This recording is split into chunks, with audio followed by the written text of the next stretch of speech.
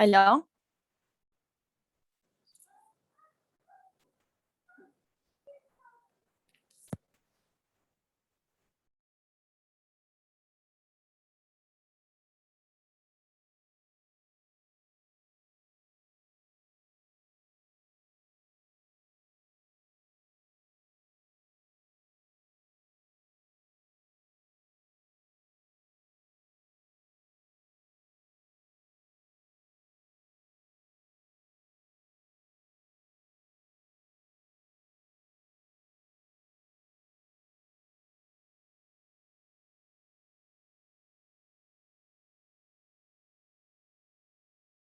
Ama düştüm.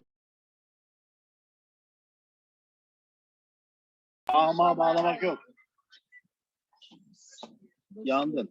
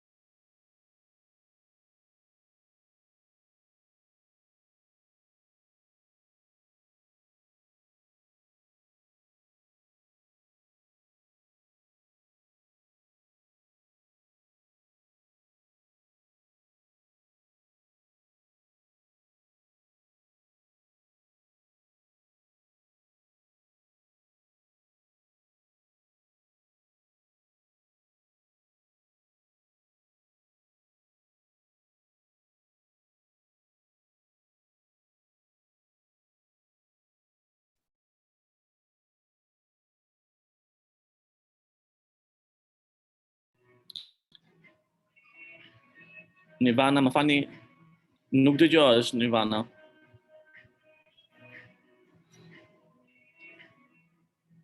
Jo, nuk dëgjohesh.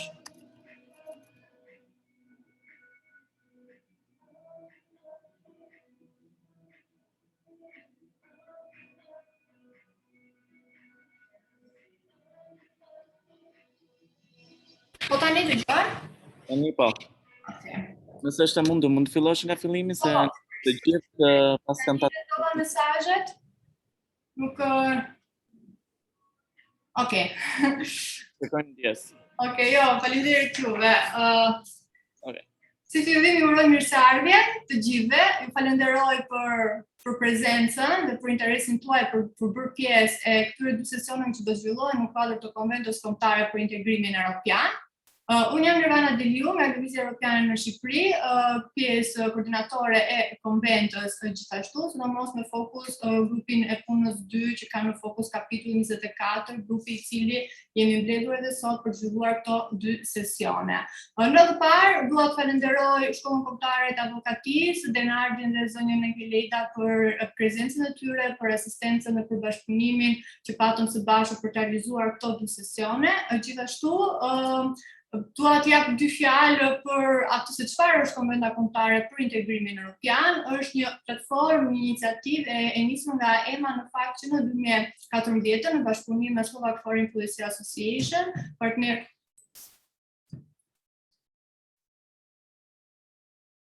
partnerët tanë slovak, ndërkohë që mbështetet financiarisht nga SlovakAid. Elementi kryesor i kësaj iniciative është pikërisht krijimi i këtyre grupeve të punës në fokus kapitullit të veçantë, që është grupi i punës 2 për shembull që ka në fokus kapitullin 24, dhe realizimin e sesioneve të diskutimit në kuadër ku marrin pjesë përfaqësues të grupe interesi për fushat në mënyrë që jo vetëm të ofrohet ekspertiza dhe eksperjenca si ajo shqiptare ashtu dhe slovake, por edhe të realizohet një forum diskutimi mes pjesëmarrësve për të diskutuar pikërisht këto tema që janë në rëndësi. Në sesionet e sotshme, fokusi do të jetë në sesionin e parë do të fokusohemi tek çështja e refugjatëve dhe azilit në BE, ku si zonja Engeleda Koka ashtu edhe ekspertja slovake zonja Elzbieta Vaksnikova nga zyra e migracionit të Republikës Slovake do të ofrojnë ekspertizën dhe eksperiencën e tyre si për rastin e Shqipërisë ashtu edhe për rastin e Slovakisë, duhet thënë pra është vlera e shtuar e këtyre sesioneve në mënyrë të tillë që të sigurohet frakëndarja e eksperiencave dhe e çështjeve më rëndësi për të diskutuar me njëri tjetrin, si element që është shumë i rëndësishëm për të mundësuar edhe përgatitjen e Shqipërisë në kuadër të procesit të negocimit. Duhet të thënë pra që kapitulli 24 mbetet një nga kapitujt më sfidues, një nga kapitujt që përfshihet në grupin e parë të kapitujve që do të negociohen, pra tek themelore, duke bërë kështu që dhe përgatitja dhe interesi dhe puna puna që duhet bërë për këtë kapitull mbetet i rëndësishëm dhe duhet që të gjitha të gjitha grupet, dhe jo vetëm institucione shtetërore, por të gjitha grupet si akademia, si shoqëria civile, duhet që të përfshihen dhe të kontribuojnë në këtë proces. Unë pa humbur kohë, do doja që fjalën t'ja jepja avokates Enkeleda Koka, që i kemi këtu sot të pranishme. Si fillim falenderoj për prezencën tuaj këtu. Tema që do të diskutoj zonja Koka është në kuadër të migracionit të paligjshëm në ditën e vet, dritën detare dhe COVID-19, që është një element shumë interesant në fakt për të prekur, pasi është një sfidë për gjithë njerëzimin, por kur mbivendoset dhe me një sfidë tjetër siç është migracioni, sidomos ai i pa rregull, bëhet dy herë më problematik dhe vështirësohet edhe situata, jo vetëm për BE-n, por edhe për personat që përfshihen në këtë proces, duhet të them pjesë më të madhe janë të detyruar që të marrin rrugët prapë për të lënë vendin e tyre për një jetë më të mirë. Pa humbur kohë, fjalën pyetën zonjës Koka. Shumë faleminderit Nirvana, faleminderit të gjithëve.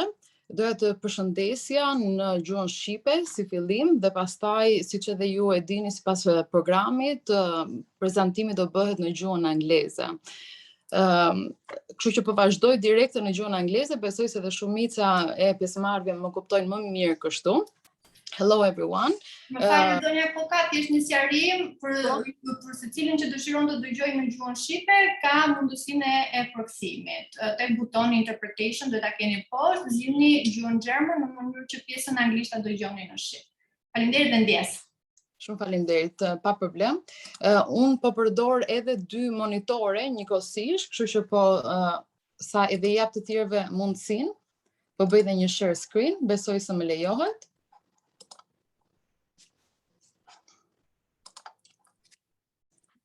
Besoj se arrim të shikojmë, po.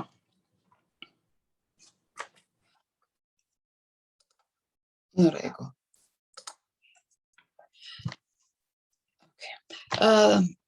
Hello everyone.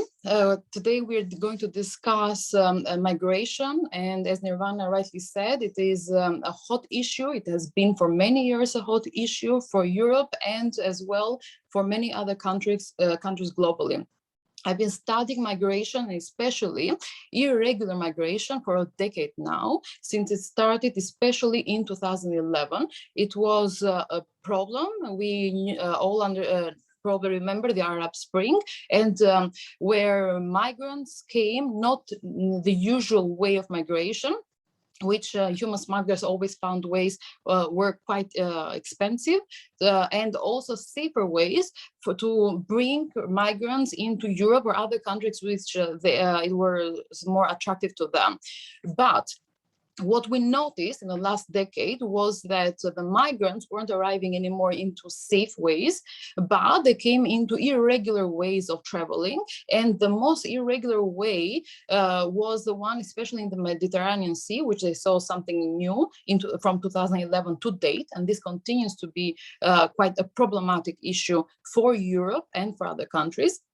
Is the fact that they arrive into these unsafe, we call it unseaworthiness vessels, where they are overcrowded, and the migrants no longer need to think about how to bring them safely, but they found a way to leave them at sea, which I'm going to explain through this presentation, and expect either the shipping vessels which are nearby due to the law of the sea to rescue them, or the governmental vessels. And this has become quite problematic, especially this last decade, and I'm going to discuss the situation and explain the historical overview for why this has become problematic and what's happening now into this fight or struggle between Europe and human smugglers, and also the ones that we call the victims, which are the migrants that have to travel or to migrate for their own needs.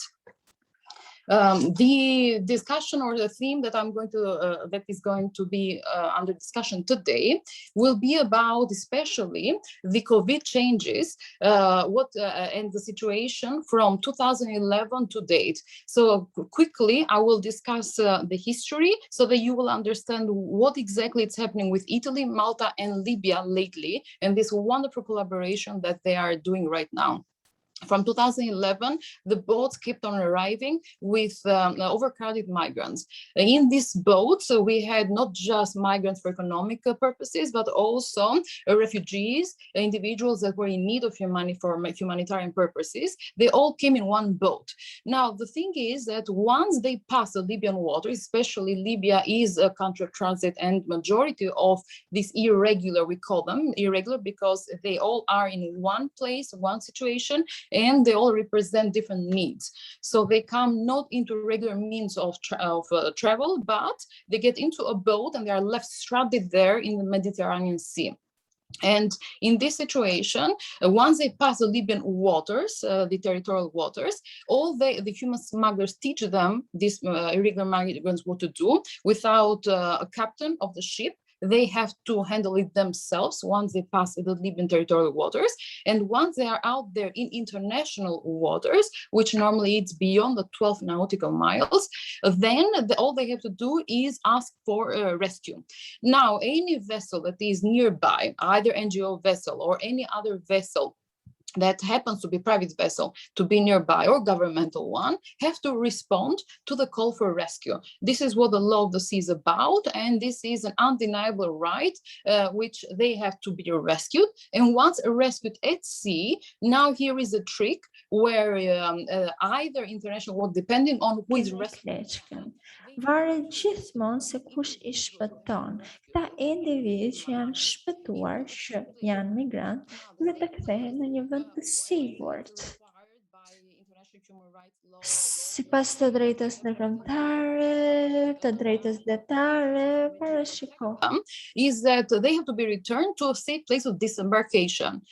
Depending on who is rescuing them, this sometimes can mean Libya, which we all know for more than a decade, and Libya is a problematic and unsafe place of disembarkation. They cannot be returned to Libya because, especially if the vessel belongs to a flag that belongs to either a European country or any NGO or private vessel that thinks it shouldn't go to Libya because it's known, recognized as a gross human rights violator, they cannot be returned due to the non-refoulement principle.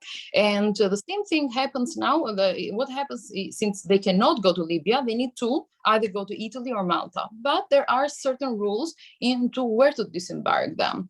Italy and Malta happen to have a coinciding zone of rescue, which this is where we're discussing today's theme, that unfortunately, because of their overlapping rescue zones, they are fighting that they don't want these migrants. Italy doesn't want disembarkation in its territory because once it's disembarked in Italian territory, then they have to take care of them and have their legal responsibility. And Malta has the same legal responsibility for them, for the reception, for the screening. They need to identify who is a refugee, asylum seeker, who is for humanitarian purposes and who is for economic purposes, and thus to be returned to where their place either of to the transit or where they have come from, the country of origin. And so there needs to be analysis of the individual circumstances.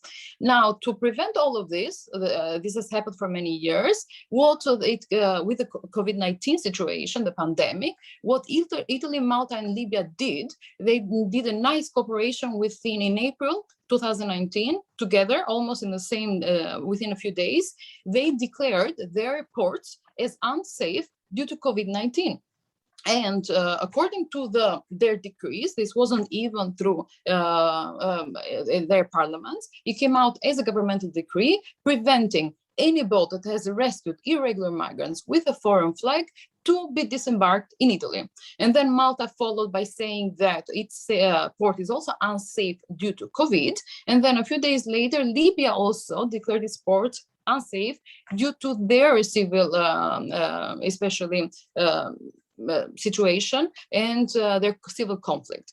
Now, simultaneously, these countries declared ports unsafe. What happens now to these individuals that are these irregular migrants stranded at sea? They are rescued, they are into a ship where there is no healthcare, and they need to be assessed also individually to understand what is their situation.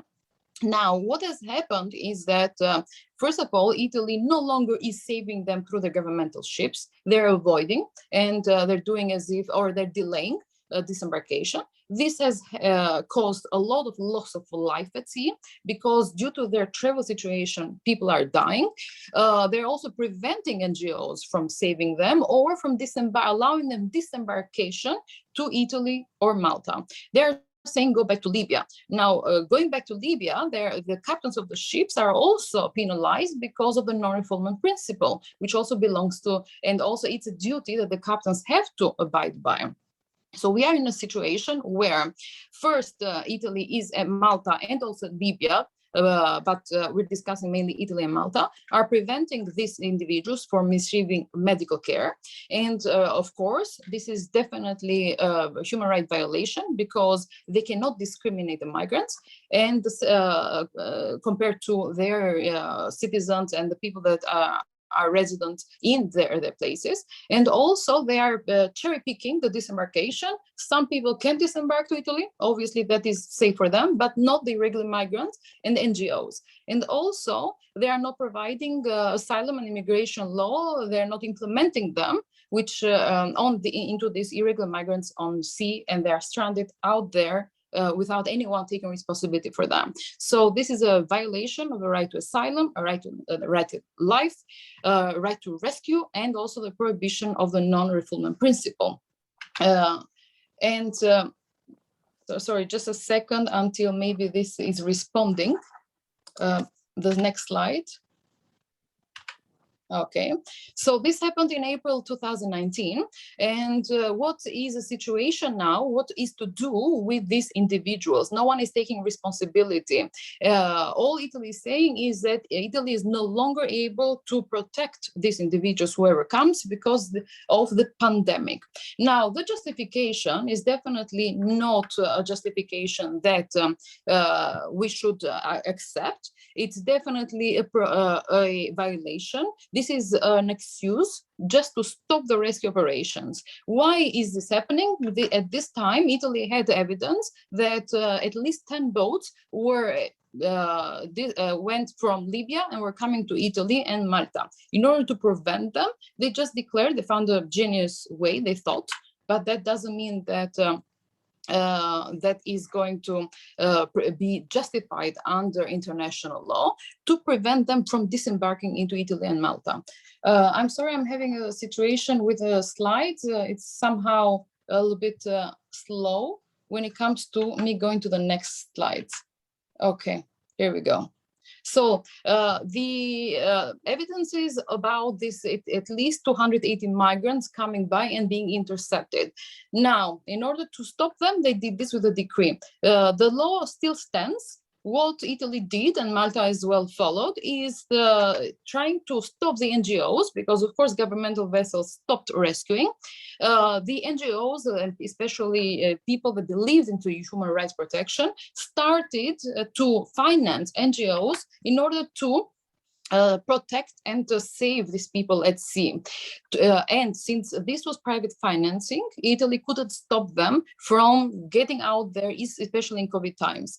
The situation then happened that due to this non-stopping, they tried to penalize the NGOs. And the way that they did that was by, if you are caught without permission to rescue individuals, without taking permission first, which of course you cannot, you're supposed to rescue first and then disembark them. And they wouldn't allow them to be disembarked without the permission, but they cannot be returned to Libya. Malta is closed, Italy is closed. So these captains of ships just happened to disembark them into Italy without permission. Now, this action then was penalized by Italy with either 50,000 euros penalization financially, or even, of course, seizuring the vessel, and also even prison time for the captain of the ship. Now, this sent the message from Europe saying stop rescuing. Of course, Europe is known as especially a human rights protector. and as a partisan of human rights. And suddenly we see in the last 2 to 3 years, Europe falling back into this kind of what we call grand thing about human protection, because they saw it was quite attractive to the irregular migrants. So now we see Europe stopping, rescuing, and leaving people dying at sea and passing their legal obligations to other third countries. So this is quite unique of the time, especially in this last 50 to 60 years that we've seen Europe fighting for human rights, into then sending the message to everyone to leave them stranded at sea. So that is quite problematic, we've seen, because before, 2 to 3 years ago, before COVID, they would have rescued and they would have received, disembarked these individuals, and then they would have returned them, although illegally, they would then return them later, but never leave them just stranded to die at sea. So all of this, I'm sorry, I'm having problems with my slides. It's reacting quite slowly. However, if you would see in the slides, I've discussed this thing about the passive behavior of the governments of Italy and of Malta, doing the same thing into preventing them from disembarking. Now, this prevention has caused lack of medical care, has caused discrimination, and also has caused quite a lot of violations of different human rights, which I mentioned in the beginning of the slides. Let me just go into the situation where now what happens to them.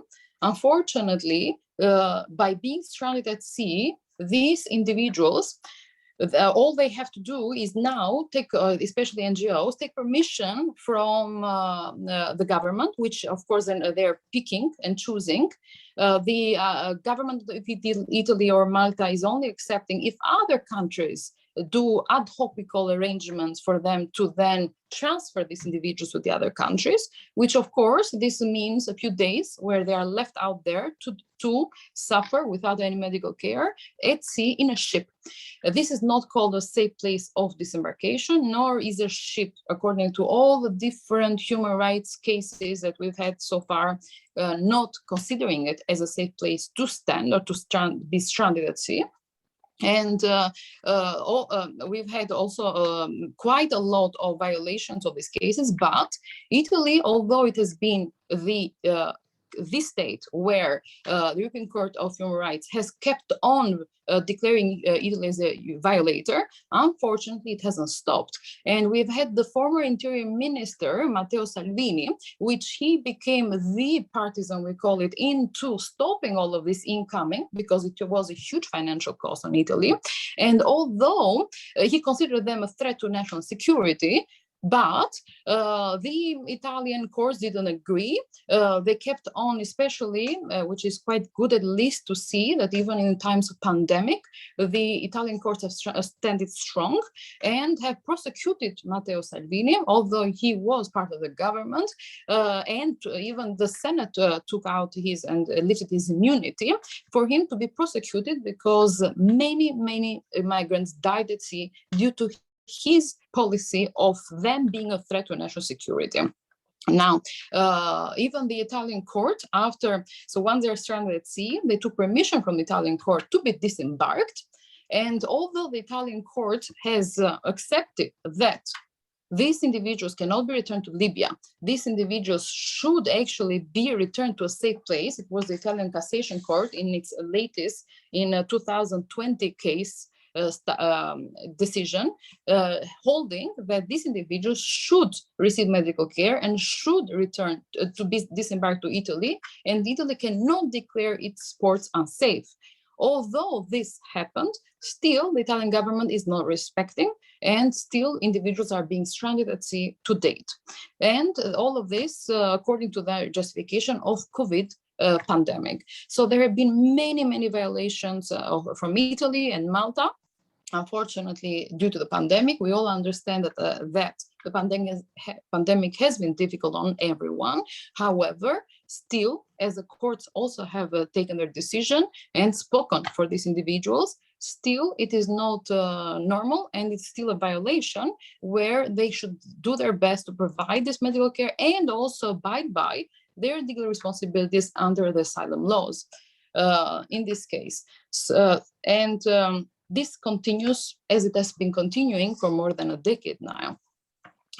You will see in my slides why this is wrong and all the different justifications. I'm also mindful of the timing. Nirvana, am I according to schedule, or can I continue for a few more minutes? Can you please help me out just so that I can? Okay, it's okay. I'll continue and finish. I'm almost there. And if anyone has any questions, we can discuss them after my presentation. So definitely, I mentioned also before that the provision of healthcare is mandatory and cannot be given in a discriminatory way. This also has been discussed also by the 2020 Italian Court of Cassation decision that Italy cannot do that. Also, this will be part of a monography that I'm also researching and will be published sometime in September or October of this year, where there is a more detailed discussion about why and what's wrong with this. Now, one thing that I would like to focus and mention is that what has happened during this decade is that, of course, we through the case law decisions and also the different interpretations of the human rights protection, especially right to life and right to rescue, whether there is a right to rescue and a right to disembarkation. Now, we do have the right to rescue, but there is a gap into the law and to the right to be disembarked into a safe place, not just an obligation. At the moment, there is an obligation to conduct, that means to act upon rescuing individuals and leave them somewhere that they consider, the states or the vessel considers it safe. Now, this is an obligation of conduct, not yet an obligation to disembark in a safe place. However, during the last decade especially, and even previously, the courts have gone into a discussion, the trend that the obligation is not just of conduct to act, but if when mixed with the human rights protection, this obligation of conduct becomes an obligation to disembark. And this is also the argument, the legal argument that I'm putting through the papers and also in my research, that it has become, or it should be interpreted, not in the interest of the states, but also should be interpreted properly, as also the conventions have provided the rights, and also the interpretation of the court decisions, that a safe place means automatically into a place where they should receive medical care. And also we're talking about the basic needs. The basic needs cannot be given into weeks being stranded at sea. And also where their right to be individually assessed into a place where they have proper immigration and asylum laws implemented at place. This means Italy should take care of them, should assess their individual needs, and then it should allow them access to their immigration and asylum system. And then once all the different levels have been exhausted, then and only then they have the right to return them back. So of course, for Italy and Malta, this means a huge burden on their immigration and asylum systems, huge financial costs that they're going through, because this has been going on with thousands and hundreds of thousands of migrants every year non-stop, even in pandemic times or even before, where they have overburdened, which this is the reality, the Italian and also the Maltese system. This is also happening in Greece, but my focus has been on the action of Italy and Malta during this discussion of this presentation. The argument here, of course, pandemic cannot be justified, cannot be used as justification to stop or to declare the ports unsafe. You cannot do so, but unfortunately, for the government, it's best to have a violation in a European Court of Human Rights case, which unfortunately, it happens that the migrants have to fight for more than 5 to 6 years to do so. And the cases we all know don't reach as they should do so as soon, or to have a quick response from our courts. But at the end of the day, Italy is abusing, and Malta as well, from this situation. Europe is being quiet. I've covered this. I'm sorry, I did mention before I'm having a problem with the slides. They're not going as quickly as they should, as I'm using 2 monitors. And my conclusion and what I am suggesting is that although this is continuing, is a burden on the Italian and Maltese system, they should follow the Court of Cassation decision. They should at least take care of these individuals. They should provide their basic human needs. As every country is struggling with pandemic, Italy should do the same and cannot in a discriminatory way stop these individuals by declaring its ports unsafe, because the ports are in a discriminatory way only unsafe for irregular migrants coming from the sea and not from others ships that also receive permission to disembark into Italian ports. I would like to go to the conclusion since we don't have time. So I'm sorry with the slides, it's not working as they should. Here we go. Now, unfortunately, we have 3 different countries where the only way is to disembark into either one of the 3 for disembarkation. They are not abiding by their legal responsibilities. Also, other countries have become a bit more showing solidarity into ad hoc negotiation, but that to relocate the migrants, but that is not solving the situation because obviously it's leaving them a few weeks at sea and they are choosing which individuals to save and which not to save. These are definite violations of human rights. The courts especially, and there should be, in other words, Europe is being very passive. This is indirectly a direction of Europe to leave them because they can not handle the situation anymore. But this definitely is not in conformity with what we have discussed so far about how Europe is about upholding human rights. This is not seen anymore. There is a lack of reputation about how Europe is reacting nowadays, not just to migrants, but to the way that they're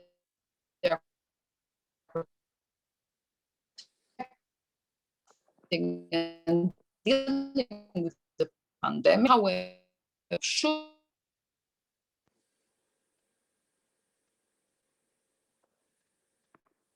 the countries should do something to take the burden from people better to die at sea, because it gives a message to everyone else not to embark upon this journey because they will die. Unfortunately, migrants have died for more than a decade, and this keeps on going because their situation is worse to the countries where they're coming from, and death is a possible option for them. With the hope that they will get something better into the Europe that they think is the country of their dreams. This is not going as normal, unfortunately, and if Europe doesn't react anytime soon, we're going to see devastation in the Mediterranean Sea, as it's also called and continues to be called the Sea of Death, because this is what's happening for more than a decade now. Due to time constraint, I'm leaving the rest of the presentation and the questions to be asked if anyone has any questions. So Nirvana. Faleminderit zonja Koka. All the best. Faleminderit. Ishte shumë e vlerë për të parë situatën, çfarë po ndodh realisht në brigjet e vendeve të Bashkimit Evropian dhe se si drejtat e njerëzit më pas konfliktohen si thua me interesat kombëtare dhe me interesat e brendshme të një shteti që mundet të prevalojnë ndonjëherë drejtat universale të njerëzit. Për të vazhduar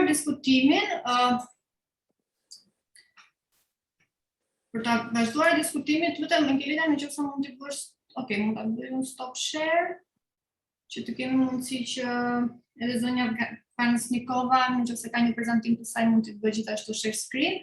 Kam kënaqësinë t'ia jap fjalën zonjës Pansnikova, do të flas më shumë për procesin e integrimit të refugjatëve në Slovaki, me interese sidomos programi IBS për kotat e refugjatëve dhe ku qëndron Slovakia në këtë proces, por edhe qasja slovake ndaj krizës së refugjatëve. Nuk e di, më dëgjoni? Po. Po. Zonja Kvasnikova? Yes, hello, good morning. Hello. To everyone. But I'm not sure how to share the presentation. Do you see the buttons that you have at the end of the screen? Okay. Mute, stop video, security. You have a button, a green one that says share screen. Okay, it's somehow it's the problem. I don't know why. It's not possible to share.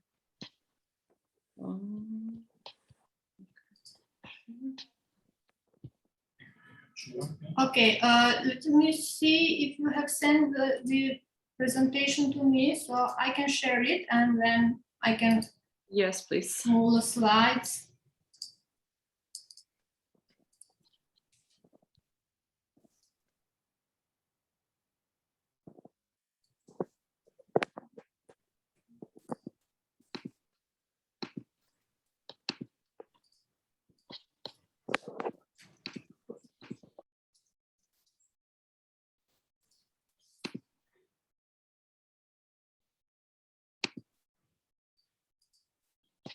Okay, I have a presentation, so I'm going to share it.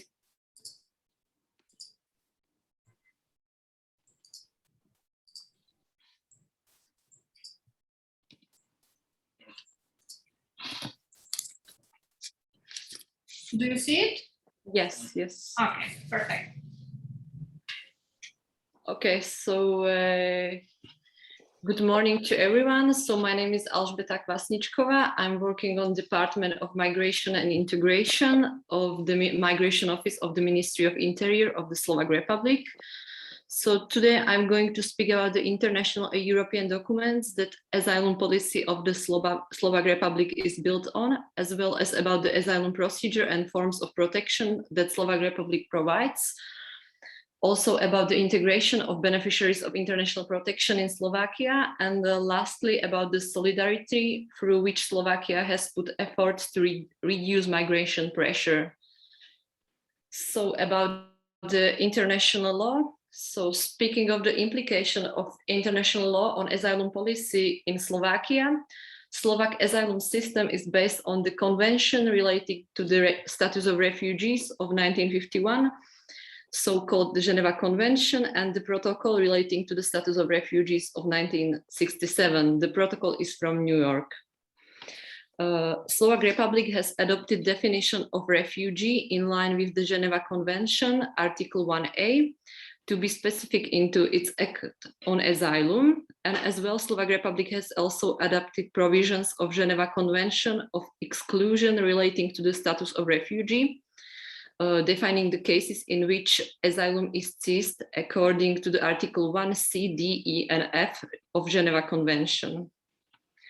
Besides already mentioned documents, Slovak asylum policy is in line with other international obligations, as you can see on the slide, such as those of the United Nations or Council of Europe. Within asylum procedure, the Slovak Republic proceeds in accordance with the following documents: Universal Declaration of Human Rights, European Convention of Human Rights, Convention Against Torture and Other Cruel, Inhuman, or Degrading Treatment or Punishment, the United Nations Convention on the Human Rights of Child, and the Convention on the Elimination of All Forms of Discrimination against Women, etc. All of the international documents related to the human rights are related to the asylum field in Slovakia. About the European law, as the Slovak Republic entered the European Union by the 1st of May 2004 and became a member of Schengen area by the 21st of December 2007, the main documents which set the existence of the common European asylum system are the Treaty of the European Union and Treaty on Functioning of the European Union. And by the Slovak entry to the EU, Slovak Republic had to transpose different directives and regulations in the field of asylum. Valid up to date is the Qualification Directive, Procedural Directive, Reception Directive, Dublin Regulation, and Temporary Protection Directive. These legal acts are those upon which our asylum system is built on in the whole European Union, not only in the Slovakia. And we transpose all of these documents to our national law, to our Act on Asylum. So about the Slovak legal system. Regarding to the Slovak legislation, the most essential document relevant in the field of asylum is the Constitution of the Slovak Republic. And the Constitution regulates the basic rights and freedoms, including the right to apply for asylum, as well as association between the Slovak national legal system and EU and international law. So which is important because from the Constitution, we can see which documents of the European Union and from the international law are related to our legal system in Slovakia. Principal legal act setting asylum procedure is the Act on Asylum from 2002. Besides asylum procedure, it also regulates rights and obligations related to asylum, including during the stay in asylum facilities, as well as integration of beneficiaries of international protection. Also, another relevant legal act dealing with the foreigners is the Act on the Residence of Foreigners from 2011. This act sets out conditions for foreigners stay in Slovakia. It regulates areas such as border control, conditions for residence permits of foreigners and visas, conditions for the entry and exit of foreigners, administrative expulsory, and entry ban, issuing documents for foreigners, detention of third country nationals, etc. is the primary document for foreigners in Slovakia in general. In the field of asylum, Slovak legal system creates also the different strategic documents, such as you can see migration policy or integration policy, strategy on labor mobility of foreigners, as well national strategy for integrated border management, and as well national program of fight against trafficking in human beings. So about the asylum procedure in Slovakia, the only responsible state body for the asylum procedure is Migration Office. Migration Office is a specialized state institution responsible for asylum procedure in the territory of Slovak Republic. It is also responsible for the first instance decision-making on asylum, as well as integration of the beneficiaries of international protection. Migration Office is also engaged in assessment of countries of origin information for the purpose of asylum procedure, management of asylum facilities, Dublin procedures, and representation of the Slovak Republic in court in second instance decision-making. Asylum procedure now you can see on another slide, you can see the asylum facilities in Slovakia. The yellow dot near to the border with Ukraine is reception center in Humenne, and two blue dots are the accommodation centers. The accommodation center Rohoce near to the Austrian border is for single men, and the accommodation center for families and for the vulnerable persons is Opatovská Nová Ves near to Hungarian border. As you can see, the reception center near to the Ukrainian border has the good position because it's near to our only Schengen border in Slovakia. The rest of the dots, the Bratislava is the capital city where the migration office has the main office. In Zvolen, in the middle of Slovakia, the green dot, we have the integration center in Zvolen, where we can accommodate the beneficiaries of international protection. As well, the purple dots, these are the facilities of the Alliance Police, the detention centers, two detention centers. The one near to the Austrian border is the detention for single men, and one near to the Austrian border is for families and vulnerable persons. And the last dot, the orange dot, is the center for unaccompanied minors. Is as well, the center has as well the good position near to the Ukrainian border. So the asylum procedure in Slovakia starts with a foreigner's statement that she wants to apply for asylum. The asylum police located in the reception center Humenne is responsible for processing of the statement. As I told you, the reception center is near to the Ukrainian border, and Asylum Police registers the application into an information system called Migra, takes fingerprints and enters the data into Eurodac, takes a photo of the applicant, and subsequently following the update COVID-19 pandemic safety measures. And after that, the Asylum Police pass the applicant to the employees of the migration office of the reception center, where the person is also tested for the purpose of COVID-19.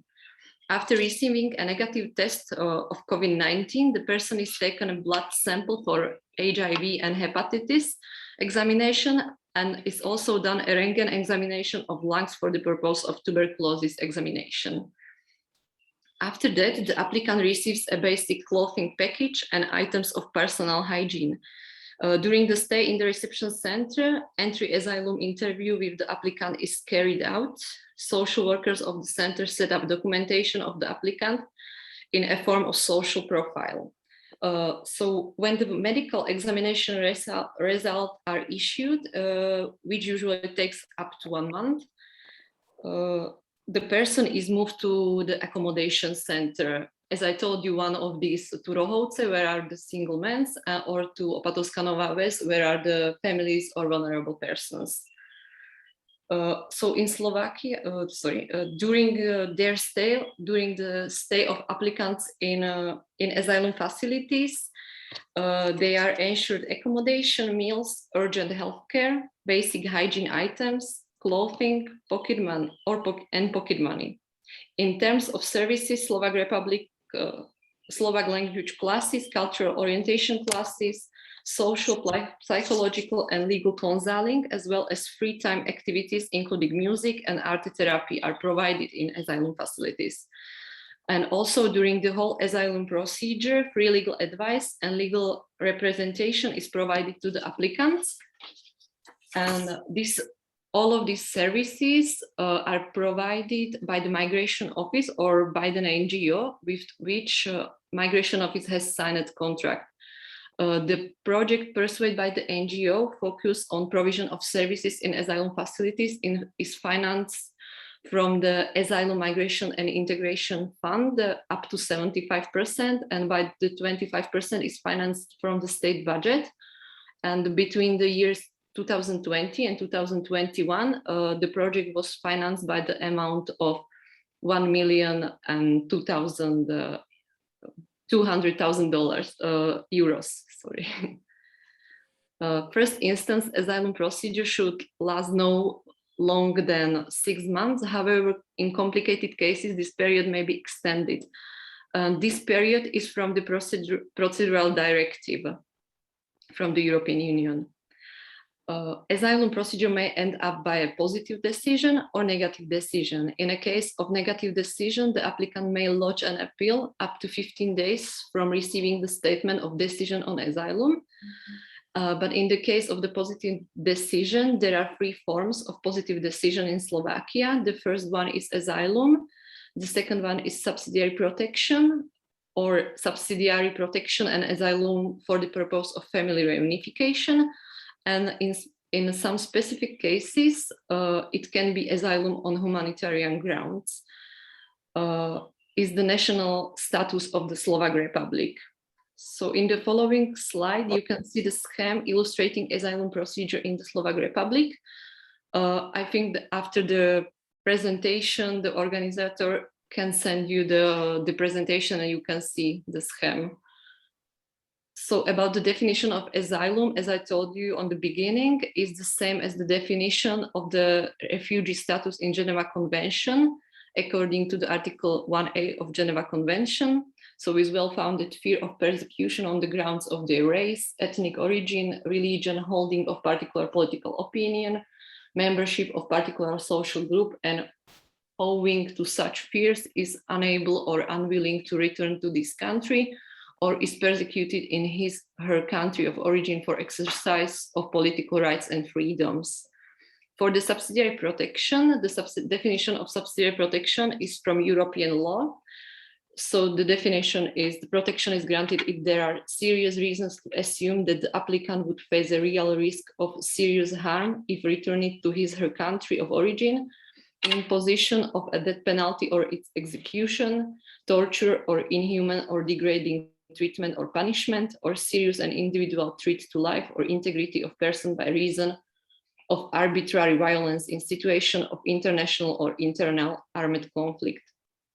So about the asylum on humanitarian grounds is the national Slovak status, and this status may be granted if there is no reason for normal asylum or subsidiary protection, and it is done so on basis of migration office decision, particularly in rare cases taking into account vulnerability of the person. Internal guidelines of the Minister of Interior determine what could be the case. For example, it may relate it to elderly or persons suffering from the serious medical diagnosis.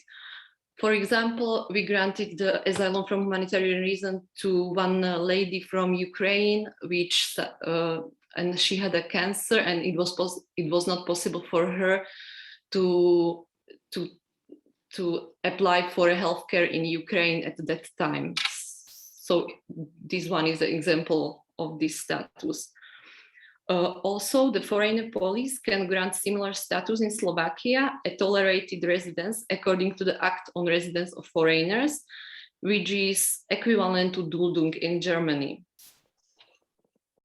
So about the integration process of beneficiaries, after receiving positive decision, the person proceeds with the integration. In the area of integration, Migration Office works on systematic integration measures, guides and supervises activities of NGOs, facilitates contact with institutions, provides a one-time financial allowance to those who are granted asylum. Integration project with the target group of beneficiaries of international protection is pursued by an NGO, which has a signed contract with the Ministry of Interior. This NGO is guided and provided recommendations by the Migration Office. The project is funded from Asylum, Migration and Integration Fund up to 75% and 25% from the state budget. Between the years 2020 and 2021, the amount put into project is less than €1 million.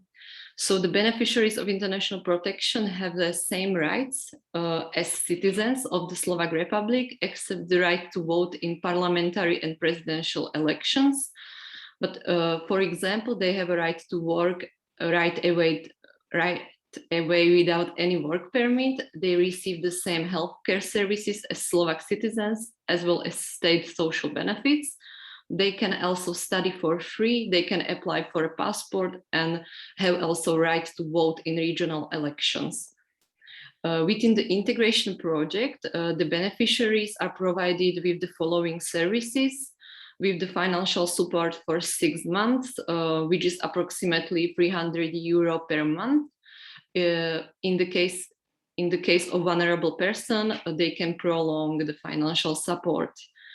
Assistance with the accommodation, education, and work. They are providing Slovak language courses, informal education, cultural orientation, legal assistance, social and work counseling, psychological support, and some community activities and cultural events. So now, in the end, about the Slovak solidarity, as you can see, Slovak Republic has pursued different forms of solidarity yet before it entered the European Union in 2004. So during the years 1993 and 1997, Slovak Republic has provided temporary shelter to 2,400 refugees from Yugoslavia. But most of these people returning to their country of origin. But one of these persons from this group is our colleague on my department. So she stayed in Slovakia. In the year 1993 and 1999, the Slovak Republic resettled 330 families who suffered from the Chernobyl disaster in Ukraine. As I know, the most of them, they are still living in Slovakia. In the year 2015, Slovak Republic pursued humanitarian admission program of 149 of Assyrian Christians from Iraq. But from this number, around 50% stayed in Slovakia, and the rest of them left to another country for work, or they returned to Iraq. In the year 2016, on the basis of request from the European Commission, Slovak Republic has sent a proposal to relocate 100 single mothers with children and with documentation to Italy and Greece, but in the end we relocated just 16 persons from Greece. And I think we still have 2 families in Slovakia and 2 families, they should be in Germany now. Slovak Republic has also operated humanitarian emergency transfer in Humenne, in the reception center. It was in cooperation with the IOM and UNHCR. With this program, Slovak Republic has provided temporary accommodation for refugees from third countries for the period up to 6 months, who were subsequently resettled to USA or to Canada or to Sweden or Norway. Slovak Republic demonstrates its solidarity with the countries suffering from the migration crisis, the most also in the form of deploying experts through EASO, is the European Asylum Support Office, but in the future the name of the agency will be the European Union Asylum Agency. And I have been personally deployed to Cyprus 3 times, where I have worked in Kofino refugee camp. So especially in the field of social work reception and social profile documentation. And 2 weeks ago, I returned from deployment in Malta after 2 months. And I was working there as a registration support officer for International Protection Agency in Malta. And I was in charge of registration of new asylum applications, having also a very first interview with the applicants as a part of their asylum procedure. And also I was preparing administrative ending of asylum procedure and issuing new documents for applicants for international protection. And I dealt with different ad hoc issues according to the needs of Malta. And according to the previous presentation, as I know about the boats this year, 5 or 6 boats came because I did some registrations with the persons who came by boat from Libya this year. So yes, and Migration Office has just initiated a project with the Bosnia and Herzegovina with the aim of sharing Slovak expertise in the field of asylum and social work. In June, the colleagues from Bosnia and Herzegovina, they were in Slovakia to see our asylum facilities and to learn something about our asylum system and about the system on our borders. And in addition to Bosnia, the Migration Office has also initiated project with the Greece, with the aim to reduce tensions in refugee camps in Greece. And at the moment, our colleagues are on the needs identification mission in Greek camps. So it's about the solidarity. And in this final part, I would like to answer the questions which you have sent us before, and also invite you to ask other questions if you have any. So about this first question about the status of illegal immigrant, maybe Jan can provide more information about this topic later, but for the legal side in Slovakia, an illegal stay and illegal crossing of the state border is an administrative offense according to the Act on Residence of Foreigners. The criminal code is invoked only in case of crossing a state border by force, smuggling of migrants, and unauthorized crossing of the state border by aircraft.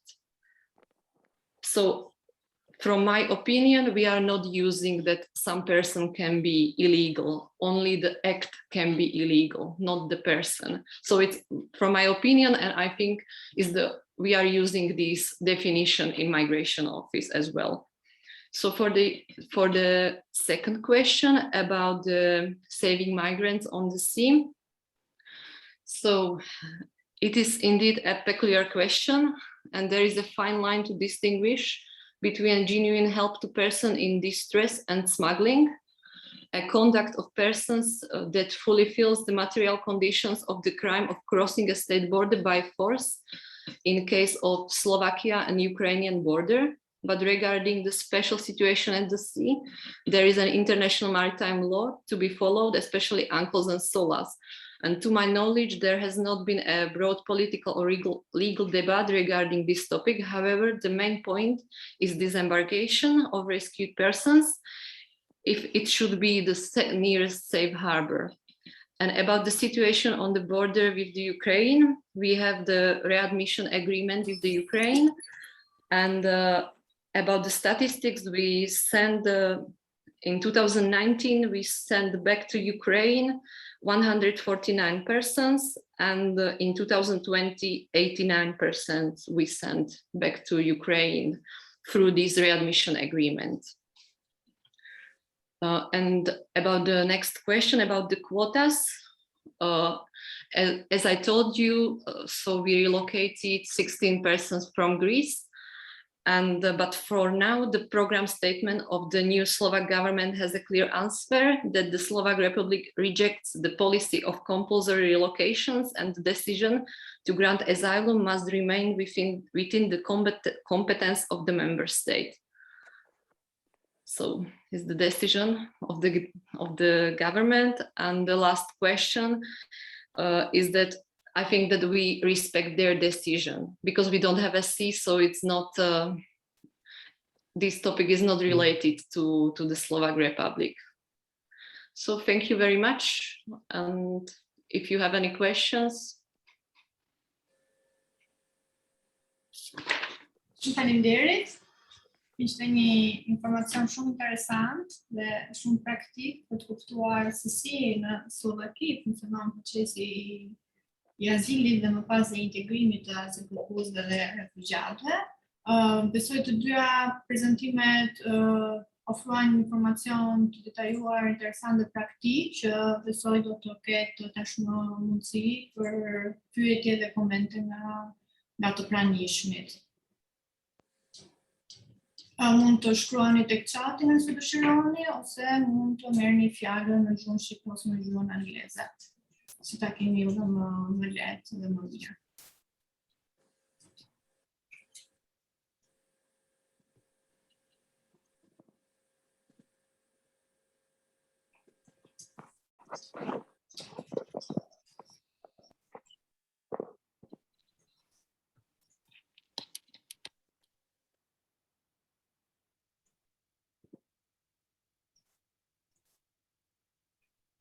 Nuk e di, ka një person që kërkon që të bëjë një pyetje ose një koment, si për temën e parë ashtu dhe për temën e dytë.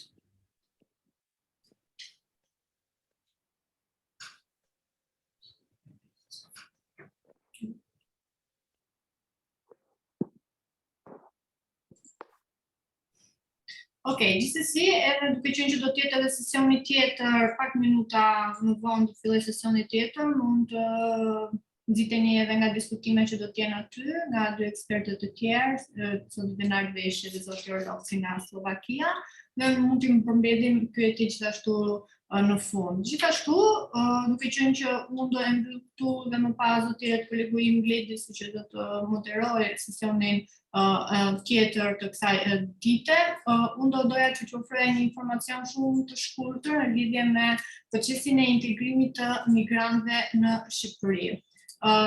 EMA është marrë me një studim në lidhje me procesin e migrantëve në Shqipëri. Dhe të doja që të ndaja një informacion shumë të shkurtër me juve në lidhje me këtë fushë që është me interes dhe është e fakt dhe kombinuar me të dyja tema që do diskutohen sot, pasi migrantët që janë marrë në analizë në fakt kanë qenë si migrantët që kanë ardhur në mënyrë të rregullt në Shqipëri, ashtu edhe ata që kanë ardhur në mënyrë të parregullt dhe është parë pra mënyra se si shteti shqiptar ka ngritur politika ligje në lidhje me integrimin e tyre në Shqipëri. Okej, apo I bëj share screen që do keni mundësi që ta shikoni të gjithë.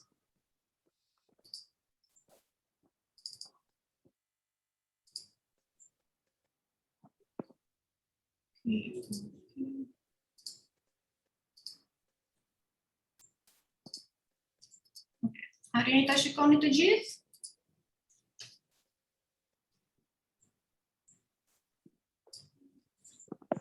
Interesant ka qenë që janë parë disa fusha të procesit të integrimit të migrantëve, është parë pra përfshirja në tregun e punës, bashkimi familjar, arsimi, shëndetësia, përfshirja në politikë, qëndrimi i përhershëm, aksesi në marrjen e shtetësisë dhe politikat kundër diskriminimit. Se që shikoni, ka qenë një vlerësim që është bërë nga 0 në 100 për shumë vende në fakt të Bashkimit Evropian, por edhe të botës, dhe Shqipëria në fund ka marrë 43 nga 100 pikë maksimumi, ku shikohet në fakt që ato shirita ku ngjyra është e kuqe e errët janë edhe ato fusha ku Shqipëria ka një qasje më të mirë për procesin e integrimit të huajve. Pra nuk kupton që ka ligje, ka vendime apo politika të cilat e kanë në fokus procesin e integrimit të huajve në këto fusha. Për të krijuar një ide më të mirë, këto janë vlerësimet që janë bërë për këto 8 fusha, pra se që shikoni, bashkimi familjar, politika në bashkim familjar dhe politika në qasjen për të marrë shtetësinë shqiptare janë 2 fusha të cilat cilësohen si deri diku të favorshme për të huajt, për të integruar. Ndërkohë që 3 fusha i kemi me ngjyrë të verdhë, pra janë të thuash deri diku ose gjysmë të favorshme, marrja e leje së përhershme të qëndrimit, përfshirja në tregun e punës dhe politikat e kundër diskriminimit. Ndërkohë 3 fushat ku Shqipëria ka në fakt më shumë pak politika apo fokusi apo integrimi të huajve mbetet problematik, është arsimi, shëndetësia ose kujdesi shëndetësor dhe përfshirja politike.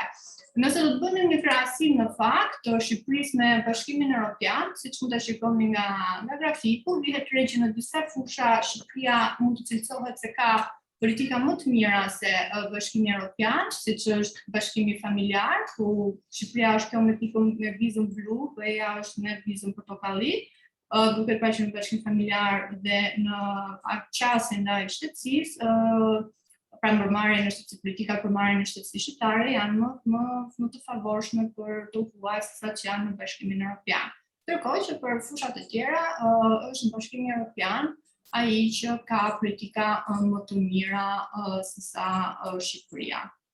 Kishte thjesht një informacion i shkurtër për të krijuar një ide se ku qëndron Shqipëria në procesin e integrimit të huajve, që shpresoj të shërbejë si një, si të thuash, një element për të nxitur dhe për diskutime edhe gjatë sesionit të dytë, që të ketë pikërisht fokus procesin e migracionit të rregull dhe procesin e adresimit të migracionit si në BE dhe në Shqipëri. Unë ju falenderoj për vëmendjen dhe për pjesëmarrjen, falenderoj dhe 2 ekspertë që morën pjesë në këtë sesion të parë të takimit të sotshëm. Po ju informoj që të bëjmë rreth 5 minuta pushim dhe të rikthehemi për sesionin e dytë në fokus migracionin dhe grupin e punës 2 kapitull. Faleminderit juve. Falenderuar. Faleminderit juve.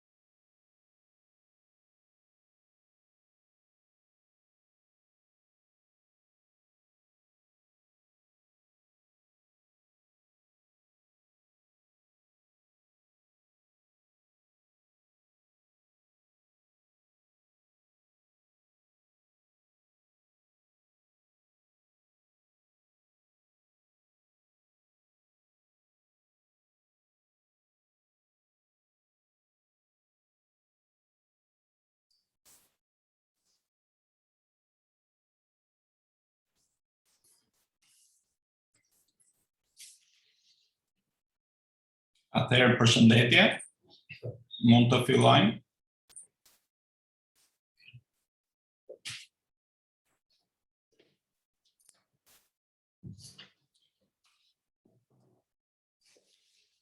Përshëndetje, unë jam Gledis Gjipali, drejtor ekzekutiv i Lëvizjes Europiane në Shqipëri. Kam kënaqësinë që të moderoj këtë sesion të grupit të dytë punës. Tema, siç e dini dhe nëpërmjet ftesës dhe programit të ardhur, pikërisht jemi përsëri në çështjen e migracionit, tashmë më të fokusuar tek elementët e si të emigracionit ashtu dhe të imigracionit, pra të dy aspektet që përbëjnë problematikën e gjerë të çështjeve të migracionit. Mbrojtja ligjore e migrantëve, vendosja në dispozicion dokumenteve strategjik, cilët janë më të rëndësishëm nga eksperjenca slovake, pra në këtë rast kam kënaqësinë që të përshëndes dhe të falenderoj zotin Jan Orlovski, i cili do të mbajë dhe më pas prezantimin e tij mbi këtë çështje.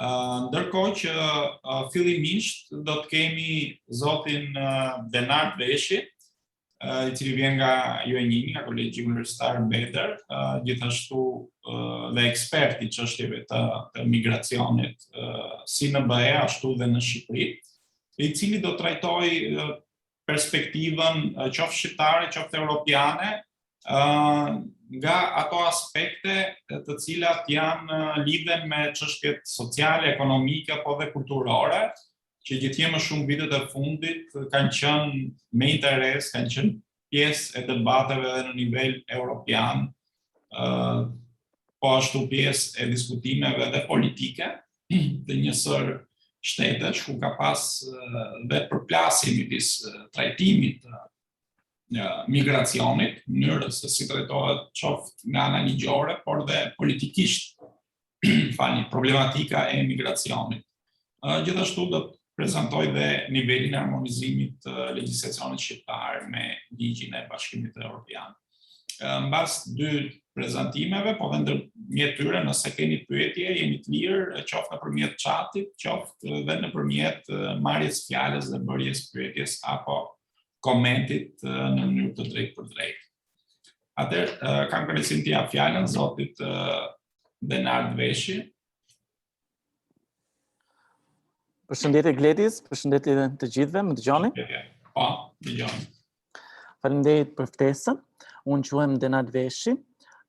Slajdet do jenë në pjesën e parë në anglisht dhe në pjesën e dytë në gjuhën shqipe, ku bëhet fjalë për harmonizimin. I would like to thank you for participating, and I would like to do the presentation in English. However, if you have a question, the second part that is about the harmonization of the Albanian legislation, the slides will be in Albanian. So a short overview of my presentation is about the definition of economic migrant and refugees by having a simple overview.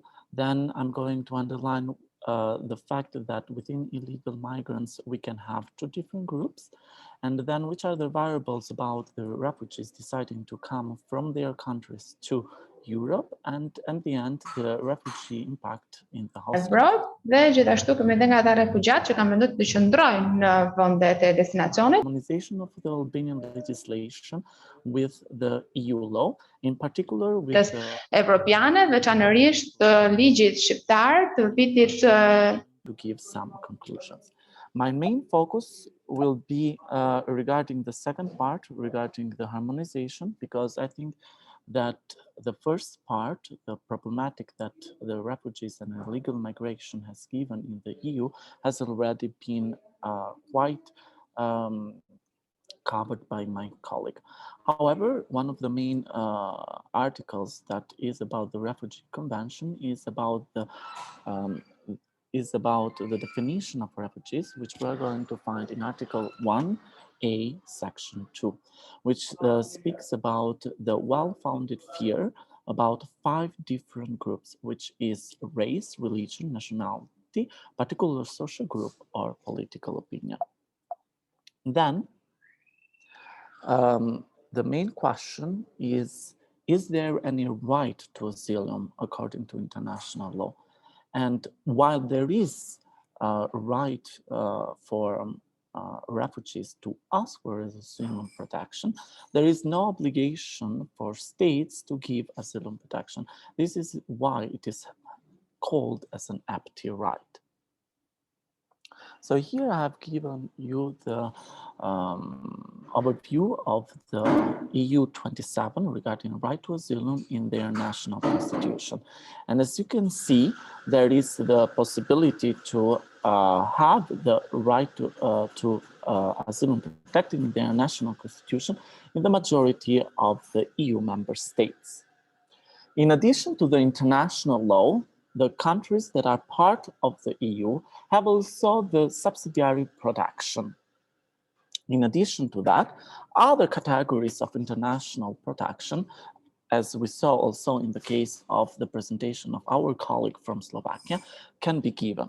However, the main difference is that if there is any protection coming from national law, they are obliged to stay within the national borders.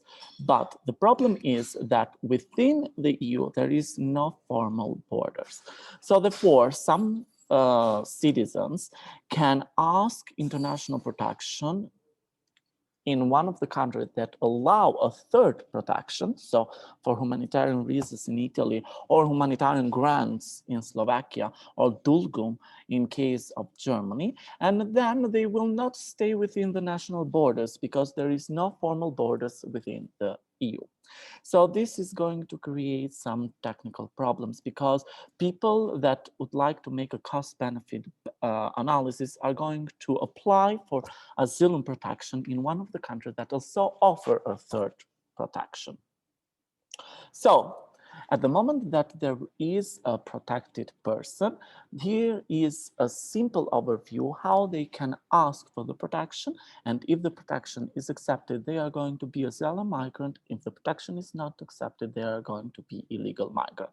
So illegal migrant are not only people that go in one country and they go without visa, but there are also people that have asked the asylum protection, that asylum status have been denied, and they have not escaped, and they are still staying in the host country.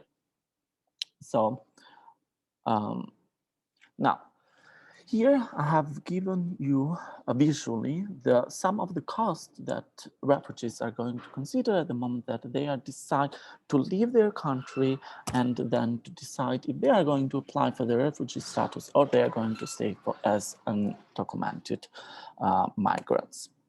I'm not going to go into deep, but here there are the main variables, then the sub-variables that are going to impact that, and then there are several sub-variables that are going to impact on that.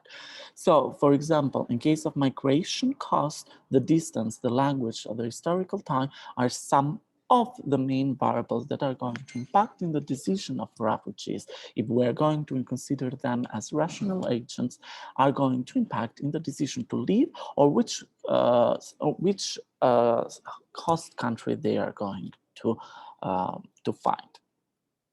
So here in the next slides, you have the opportunity to read more details about these costs. Now, the two main questions that the host countries are worried is, are refugees impacting in the national labor market, and are refugees impacting on the national security? Regarding the first question, there is the need to divide between refugees that do have the visa or do have the resident permit and refugees that are going to stay as undocumented migrant. In the first case, there is no evidence that there is a negative impact of refugees on the national labor market. But in the case that refugees are going to decide to stay as undocumented migrant, there is a literature that's going to show that for the jobs that there is no requirements for agricultural jobs, there is an impact, a negative impact of undocumented migrant on the host countries. Again, the second question, the impact on the crimes, I have considered the Becker or Etheridge model, which basically states that a person is going to commit a crime when the legal opportunities are lower compared to the illegal opportunities. And this formula is perfectly applicable in the case of property crimes, but not in the case of the violent crime.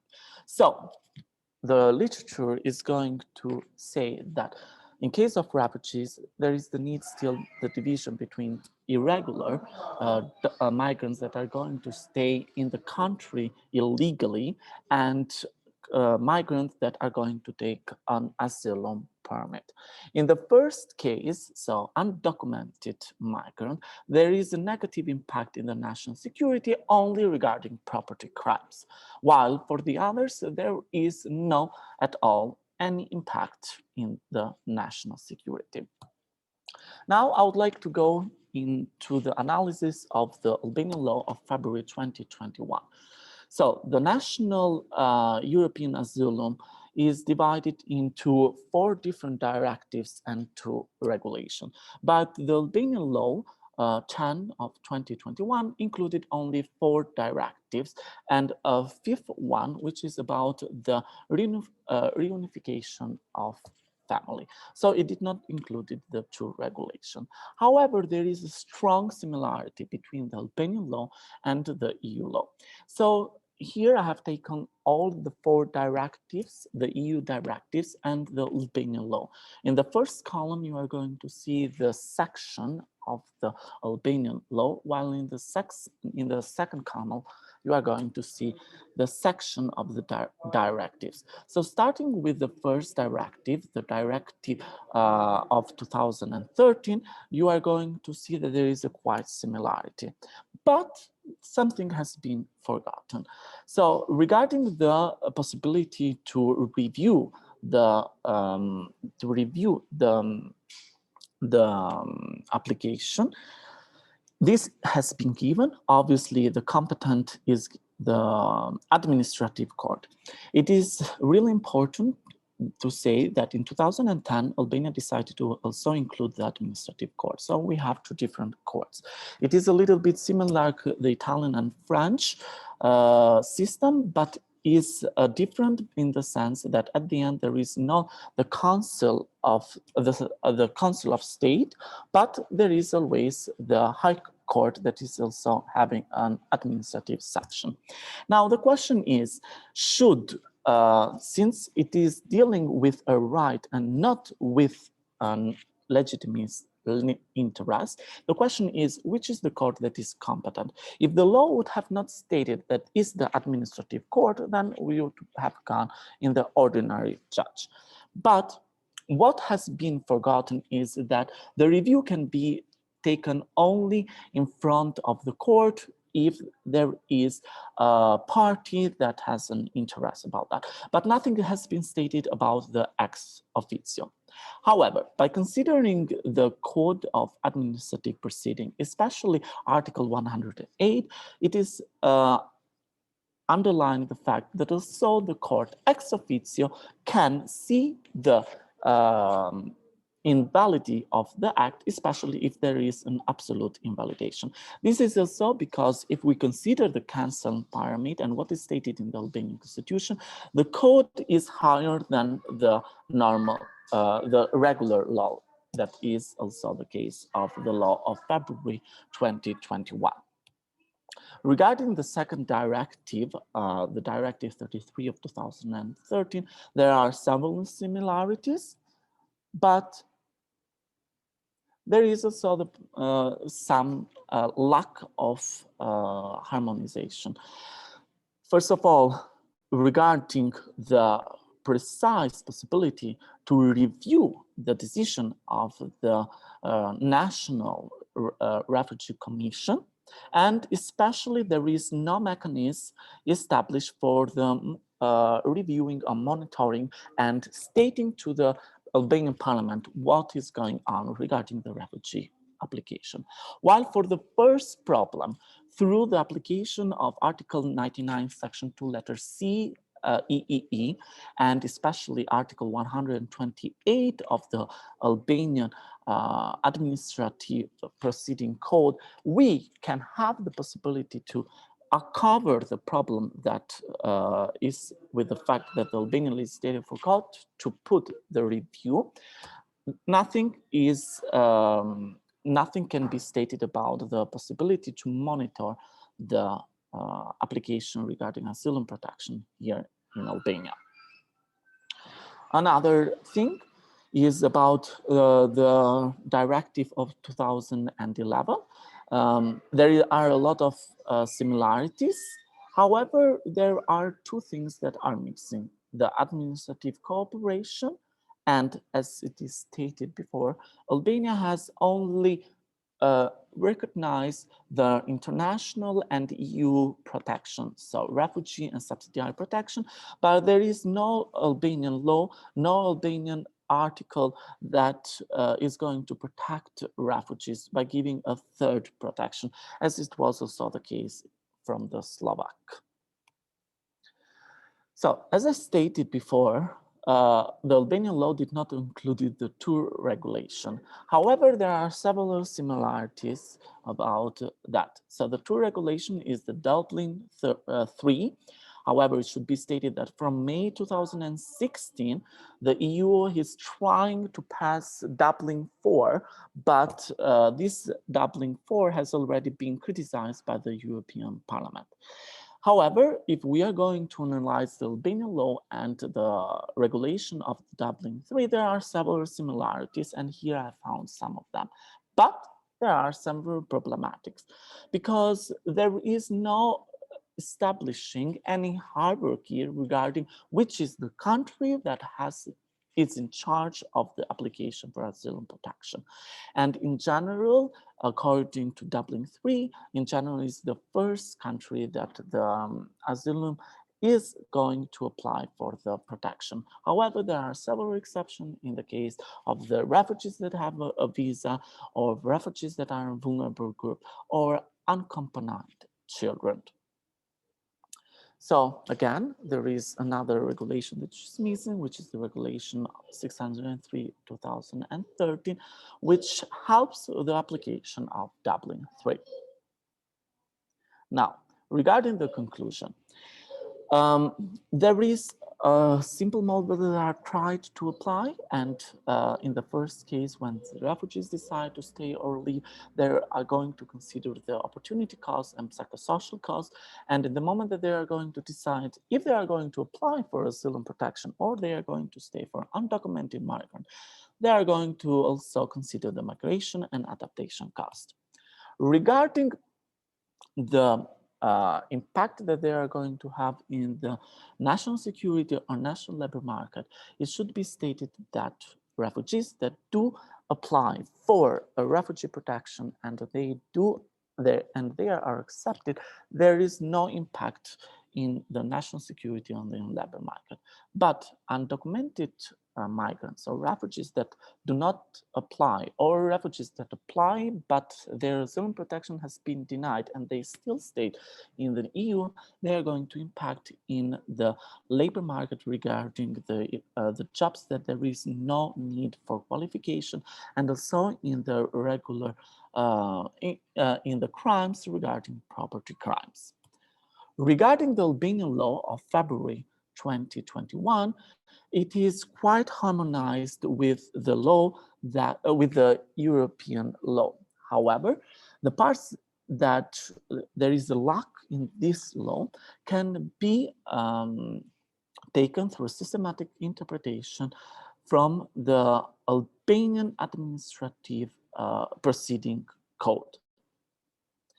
This is also my contact, so if you have any question of the slides and you do not do them now, you can have the opportunity to write me in my personal account. Faleminderit Gledis, shpresoj që kam qenë brenda 20 minutave. Faleminderit Denat, ishte një prezantim I qartë, krahasimor I legjislacionit me shumë interes.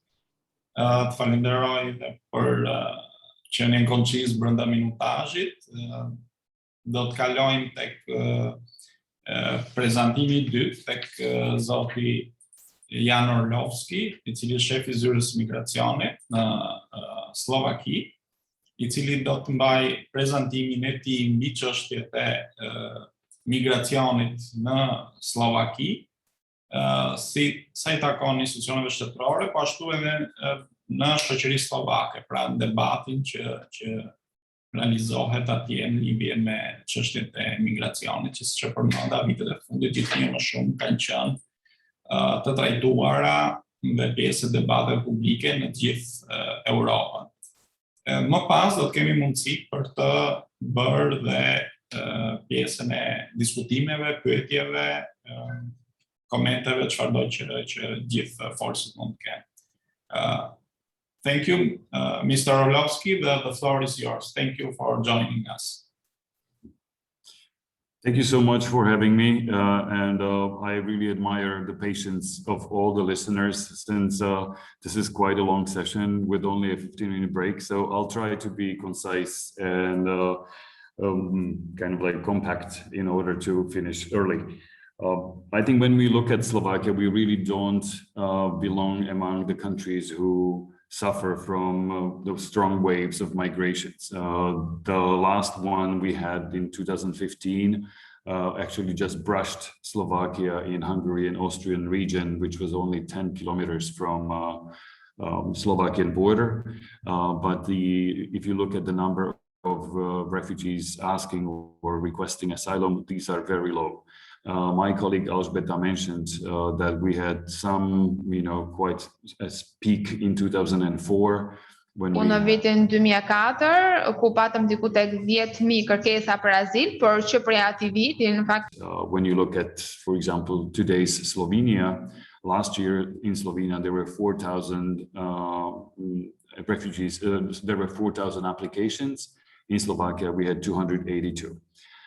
So the reasons for it might be very different. One, Slovakia is off the beaten path of Balkan route and Mediterranean route. So actually, then second reason is that Hungary has a very strongly protected border.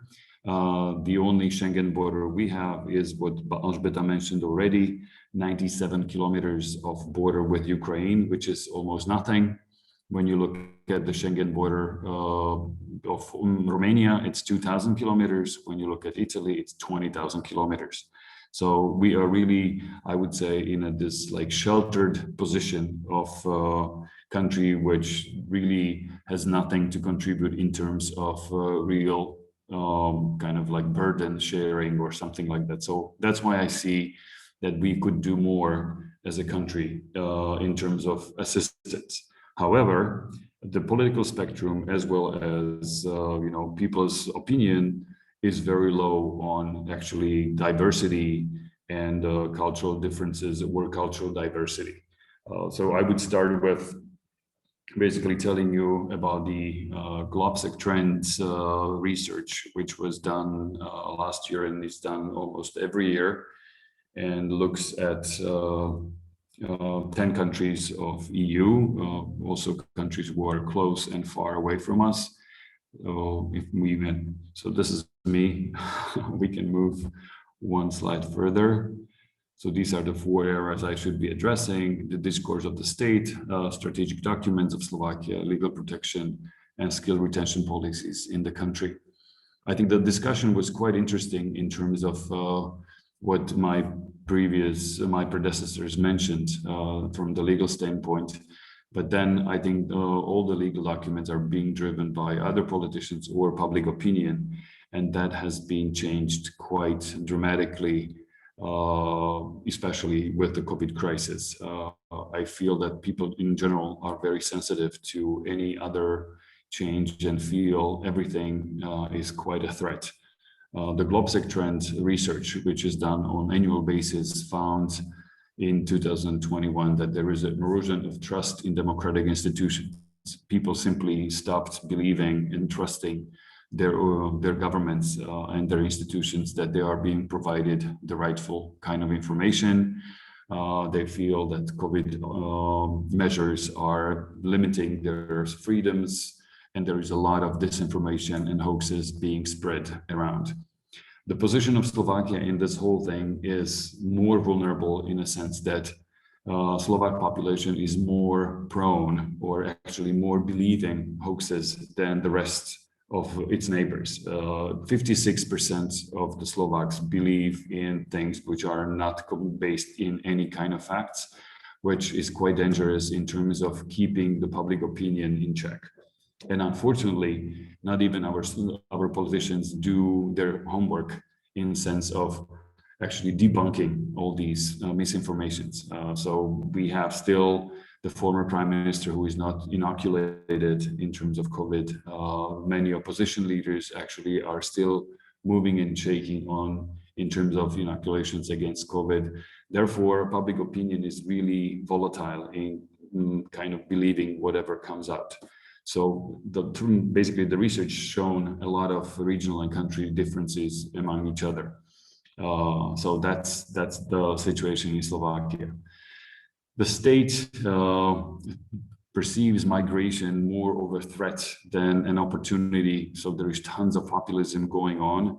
And I think the populism stems from the fact that Slovak population is very homogeneous in a sense of cultural diversity. So the research done by the Center for Ethnic and Cultural Research last year showed that 70% of the Slovaks say that Slovakia is a country of Slovaks and it should stay that way. So we are very navel gazing, kind of like into our, little navels here in the belly button. That Slovakia is so exceptional that we should keep the country clean and white. So we have basically a Nazi party within the parliament as a part of opposition, and these sentiments of cultural uniqueness and individuality are being played around quite often. 66.8% of the Slovaks say that they would like to have fun with those who are not very different from me. So we are very much into, we keep our specialty in a sense of like uniqueness. We are not very keen on actually looking at the different cultures more openly. So that's why the politicians have a very easy way to play the game of we should not allow anyone to come in. And later on, we will look at the numbers and you will see that this is very easy to do so. Society, as I'm quoting here, the research is very much that into our culture and our values should not be contaminated by other values or other religions, other habits. 44.3% of the Slovaks believe that Islam as a religion is dangerous to society. So attitudes towards otherness got much worse in the last decade, I would say, and you will see it in the numbers. So when we look at the next slide, there is basically looking at foreigners who actually live here. So Slovakia is a country of 5.4 million people, which is not that much. Last year we had 3.2 million tourists coming to the country, which is slightly more than half of the population. But that's the lowest number since 2000 when we started measuring properly the number of tourists. It was 6 million before, but the COVID actually limited the number to 3.2 million. But in Slovakia, there are 150,000 legal residents living in Slovakia legally. That means people who are either studying, are married here, work here, actually have activities or do business. Out of those 150,000, 90,000 are from the third countries and about 60,000 are EU residents. Among the third countries, however, it's primarily, again, white people. That's basically 46,000 Ukrainians and 16,000 Serbs who work here. So it's even among the legal residents, it's very homogeneous in a sense of culture.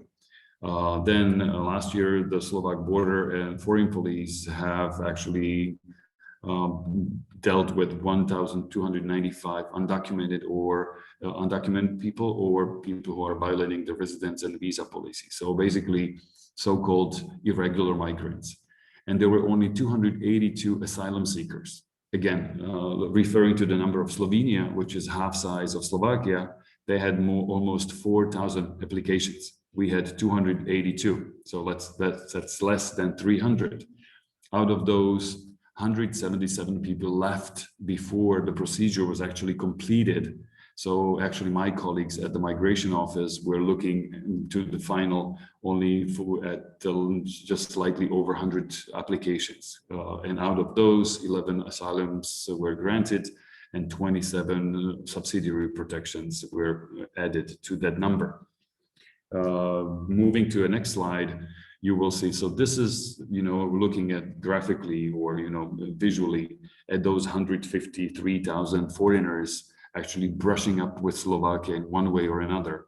I'm not talking about tourists now because they really come and go, but these are people who actually are staying for some extended period of time in Slovakia. So the blue color is those who are here legally. That's basically the 50 out of those 150,000, the blue color represents those who are EU residents, and 60% are people from the third countries. And those tiny slides, the red one is actually those who came illegally and were then basically administratively deported. And then 0%, it's that 300 people who actually are asylum seekers. So basically those two tiny slices of the pie basically define the debate, a political and societal debate about foreigners in Slovakia. They are perceived mainly as a threat, but what I say is that, you have a village fight in a pub, which defines closing or opening of the pubs in capital city. So that's for me a ridiculous approach, but that's the fact. When you look at this, your mind basically stops from operation. I mean, how come that this very, very tiny part of the actually foreigners in Slovakia can actually define the debate? But that's how it is. That's the reality. So next slide is basically my just basically kind of like a thigh that no matter how few there are, this is how we think about them. And this is another research done by Institute of Public Affairs in 2008 and then repeated 10 years later on the next slide. So there was a question. Imagine the population that these people or families would move in near you. Would it be a problem or not? So that was the question. And then on the left side, you can see various groups of people. So the least bothering Slovak people would be people who are physically troubled or disabled. So that's only 6% of the people of Slovakia who were actually polled said, yes, I would have a problem with that. So that's pretty good. Then it's Hungarian family, which is also representing the largest minority population in Slovakia. So only 18% of the Slovaks said that we would have a problem with Hungarian family. And then you go progressively up and up. And the number one problem for any Slovak would be an extremist living next door or Roma family. So the Romas and extremists are more or less the same. So almost 80% of the people say, I would have a problem if these kind of people would actually move to my next door to me. Then the third one is Muslim family. The fourth one is migrants from less developed countries. So you can see that these 1, 2, 3, 4 are more or less highly susceptible to Slovaks saying, no way, I don't want to have these people around me. The next slide shows that actually attitudes have changed quite a lot with the exception of extremist and Roma family. When you look at the numbers to the right, in 2008 and 2017, the difference about having extremists as a next door neighbor, that hasn't changed from 82% to 84%. It's more or less the same. we hate to live next to an extremist, which I consider okay. But the Roma family is basically almost same, 70% versus 79%. So we still consider Romas as the most most hated neighbor to have. What's troubling, however, is the difference among Muslim family. In 2008, only about a third of the population would say, I would have a trouble having a Muslim family living next door to me. But in 2017, it more than doubled in number. The same applies for migrant family. In 2008, it was only 21%, so less, around 1/5 of the population would say. Then the crisis, refugee crisis 2015, media coverage, whatever that was, and we jumped to 59% of the people who would say, I would not want to have migrants from a less developed country next door. So that's the figures. But also other figures show that the kind of attitude towards otherness or diversity have gotten worse in the last 10 years. Look at the gay couple from 34% to 54%, bisexual from 25 to 45%, Jewish family, 2008, only 11% of the people would say, I have trouble with that. In 2017, it's almost a third of the population. So the number almost tripled. Ukrainians, slightly up. Hungarian family, as I mentioned, from 17 to 18, that's okay. But that's why I marked it in red. The Jews, the migrants, and Muslim families got much, much worse progressively in the last decade. So that's why it's very easy for politicians to say, we are the ones protecting you, and that's why we should keep Slovakia clean and safe and white. So it's then for office like mine who actually try to say that, well, if there are people in need, regardless of their religion or sexuality or whatever destination, we should be helping them. It's very hard to argue that. Next slide is now basically just to tell you what kind of documents we have regarding foreigners living in Slovakia. Alžbeta before was talking about the details. This is a small summary for you. Legislative norms, there are basically two main ones. Those who are legal residents are basically covered by the Foreigners Residency Act from 2011. And those who are seeking asylum have a special law called the Asylum Act from 2002. Their rights, regardless of which law covers them, once they start working in Slovakia, their rights are covered by the labor code, the same way as the rights of any Slovak citizen living here in terms of violations of human rights or personal rights. That's the civic code from 1992. So they basically fall into the same legal frame than any of the Slovak citizens. The policy documents we have, there are basically 5 major ones. Migration Policy 2025, which has not been approved because of the populism we have in the country, was supposed to be approved by the government by end of March this year. Unfortunately, now we are almost at the end of July and still policy has not been approved, even though it's not a legislative document, it's only a strategic framework how all the institutions of the state should be working with the migration issue. And there are no finances attached to it. So it basically, my office is in charge of putting this together, but I cannot tell the Ministry of Labor, you should be doing this.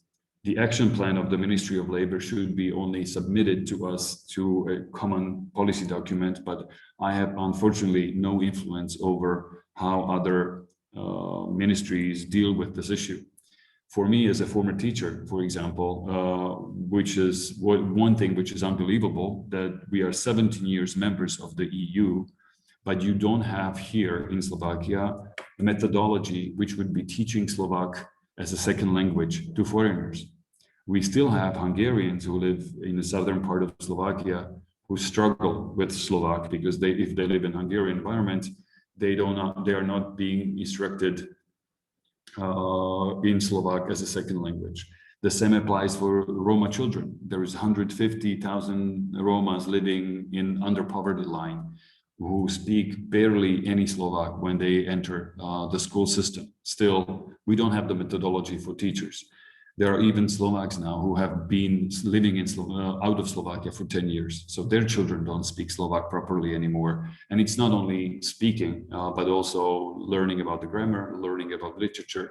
So we don't have Slovak as a second language, which is very common system, let's say in the United States, where ESL or English as second language is taught on every school in every little town. So that's one of the issues. The integration program, which is from 2014, is under the jurisdiction of Ministry of Labor, who is now working on a new one with the International Organization for Migration. Again, the fact that it has to be international organization writing our integration program is telling you a lot about how we approach living with foreigners in Slovakia. For highly skilled workforce and scientists, there is an EU-funded program called Slovak Academic and Scientific Program, which is small. I mean, 8.6 million over 5 years between now and end of 2025 tells you that in terms of brain drain or keeping some kind of talent here or attracting talent from abroad, we spent 8 million over 5 years with only 2 universities out of 12. And there are maybe a dozen scientists who actually come through this program to country every year. Not much, in my opinion. And then you have something called Strategy for the Labor Mobility of Foreigners in the Slovak Republic, designed in 2018, which should be again rediscussed with the IOM and the Ministry of Labor. But I've joined the Migration Office in January of this year, and I can tell you that the Ministry of Labor is very resistant to any kind of change towards migrants or towards foreigners. So it's very, very difficult to actually get that mindset around that Slovakia should be more open. We are open economy. 80% of our GDP is basically import-export, especially our own production. 80% of it ends up in the EU. However, it doesn't really translate into open-minded policies towards foreigners with the Ministry of Labor. The last chance for us is basically Recovery and Resilience Plan of 2021, which basically provides extra 6 billion to the Slovak EU funds. And out of 18 components, one is called Attracting and Retaining Talent. That should be basically between now and 2026, we should spend 106 million euros on attracting talent. So that remains to be seen how we actually handle that. Next slide basically covers that in detail, what actually this recovery and resilience plan basically means. It's more or less a loan from the EU, which should be paid off later. As I mentioned, 6 billion, 18 components in 3 pillars: innovative economy, modern administration, healthy country, nothing special. Component 10, attracting, retaining talent, that basically consists of improving residential and labor legislation and qualification recognition. I would say foreigners can easily come in terms of police work. However, the stumbling stone is the Ministry of Labor and actually getting residence permits from them. Then qualification recognition. Again, when you come from Albania, for example, and recognition of your diploma might take much, much longer than in any other country. So even if you're Albanian, PhD student, Ministry of Education of Slovakia takes forever for you to actually have the diploma approved and actually start working in Slovakia. In Czech Republic, if you're a doctor from Ukraine, you come in the Czech Republic and 2 months later you work in Slovakia, it might take a few months. Then other tools are not very special, strengthening the relationship with diaspora, scholarships, and other, other tools which are not very kind of like inventive or innovative in any way. And internationalization of legislative norms, yes, that's the one, for example, concerning also the recognition of your diploma.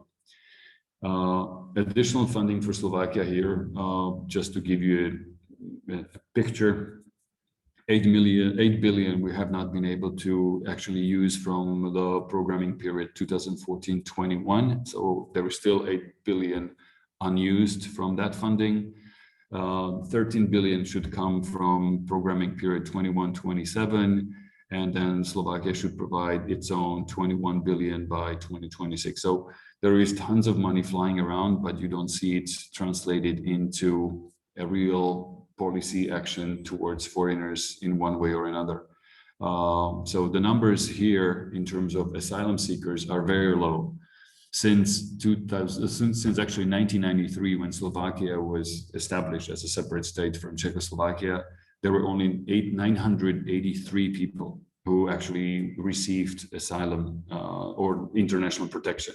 Out of those, I think only 1/3 is still in Slovakia. So 2/3 are gone in other places, other countries.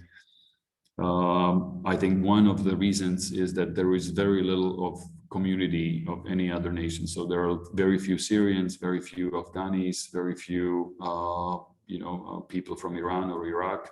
So they seek their community. That's number one. Number two, salaries, average monthly salary here is 1,000 euro or around 1,000. So even Slovaks prefer to go to other countries.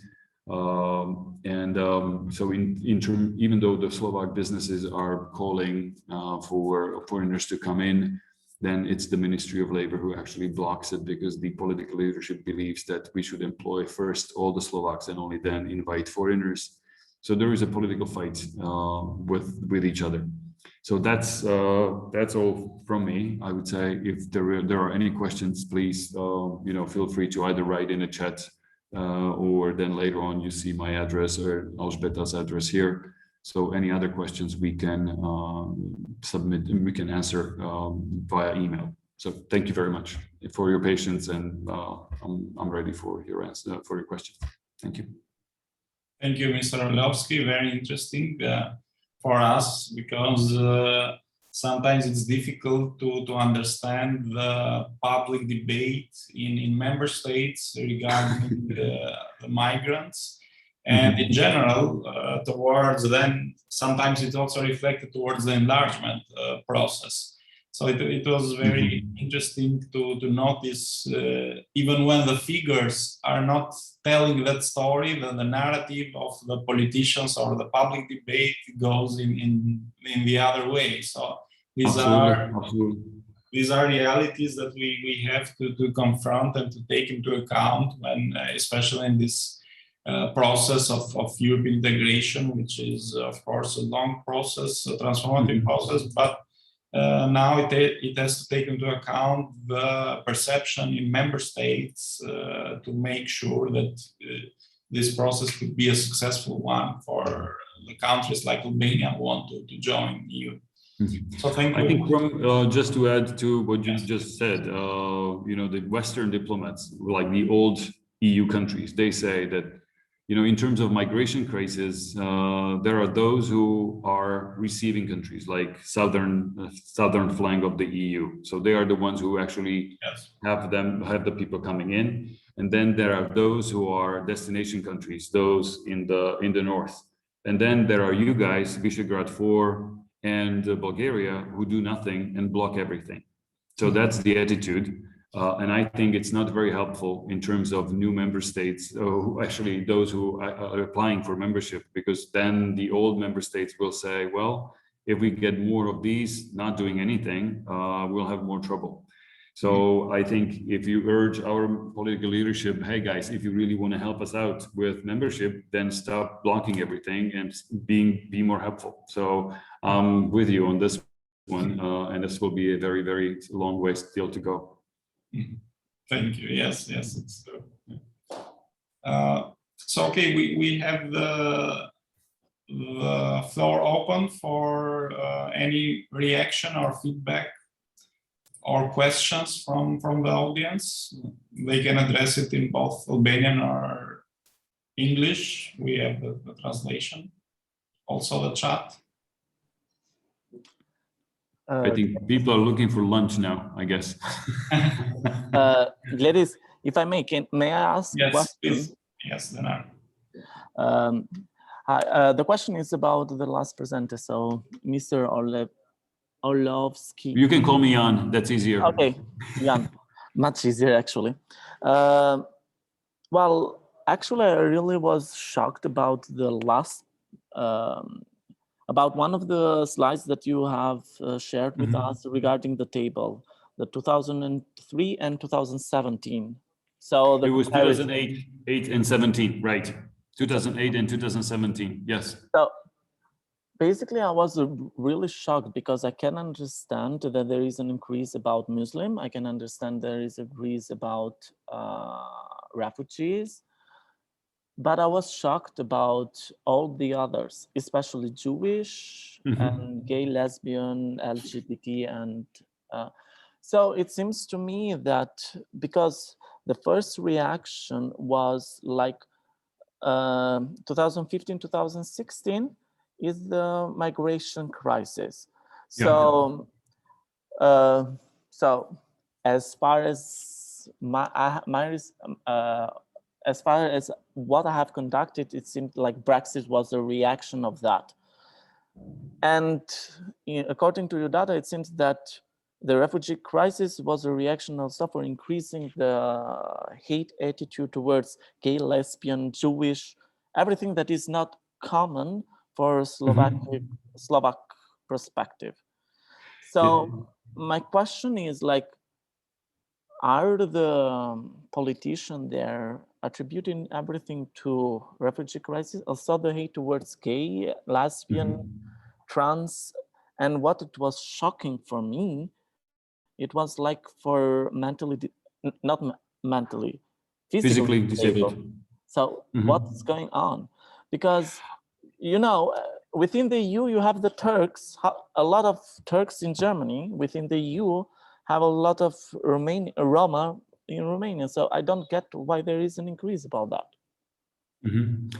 I think this is, in my opinion, not only in my opinion, but actually the researchers said, I mean, there is this pan-European movement of ultra-conservatism everywhere. I mean, so now the liberal democracy is painted as something very dangerous.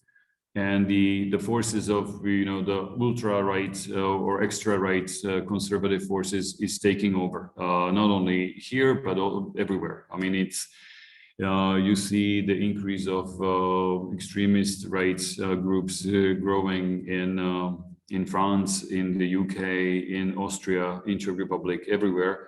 But now there are more, I would say, working more in a disguise. The community, the identity and democracy movements in France, for example, are now very decent guys who will not be walking down the streets in bomberos and, you know, shaved heads, but they are very decent people in suits and ties saying that we have to preserve our cultural identity, we have to preserve our cultural uniqueness, and we should not be getting contaminated.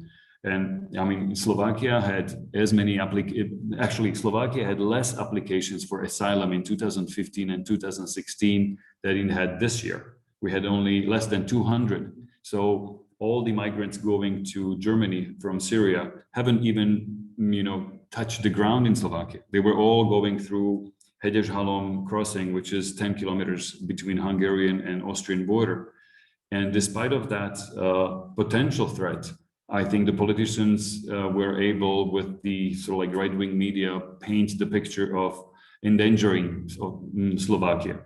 So that's why I think the increase has gone through the roof in terms of, you know, I perceive Romas or, you know, Muslims or people from less developed countries as threats to my identity. And it's very easy to play that game, especially when people have only one or two identities. Like, I come from this region, I'm Slovak, and I work in this company. So that's, you know, my employment chances are very low in terms of moving somewhere else because I don't speak any foreign language. And unfortunately, even those who actually worked in the UK or Germany or somewhere else have not been very much into this more internationalism or international approach. They rather say, oh, I've seen the Muslims in the UK, they're all lazy. Only us Slovaks are very hardworking people. Even when you look at the attitudes of the most recent research among Visegrad 4 countries, unfortunately, I cannot really quote it yet because it hasn't been published, but the guy actually shared the data with me. And it says that we are very prone to complaints more than Czechs, Poles, or Hungarians. 43% of the Slovaks believe that they live in poverty, which is not true. The poverty line is concerning about 20% of the people. So we have twice as many people who believe they live a terrible life. So we are this kind of like whining nation of people who believe that, oh my gosh, my situation has gotten so much worse after COVID. Also, when you look at, but if you look at all the Visegrad 4, in terms of what is the major threat in 2021 for us as EU members and European Union, number one threat is pandemic, which is fine. Okay. But number two is immigration from Middle East. This is 68% of Czechs and 58% of the Slovaks believe that this is number two threat. And number three, terrorism. In Visegrad 4, we've never had terrorism attack. And only number 4 is unemployment, and number 5 is climate change. I would expect that unemployment would be, after pandemic, number 2 threat to our population and the EU, because so many people actually felt that pandemic really affected them.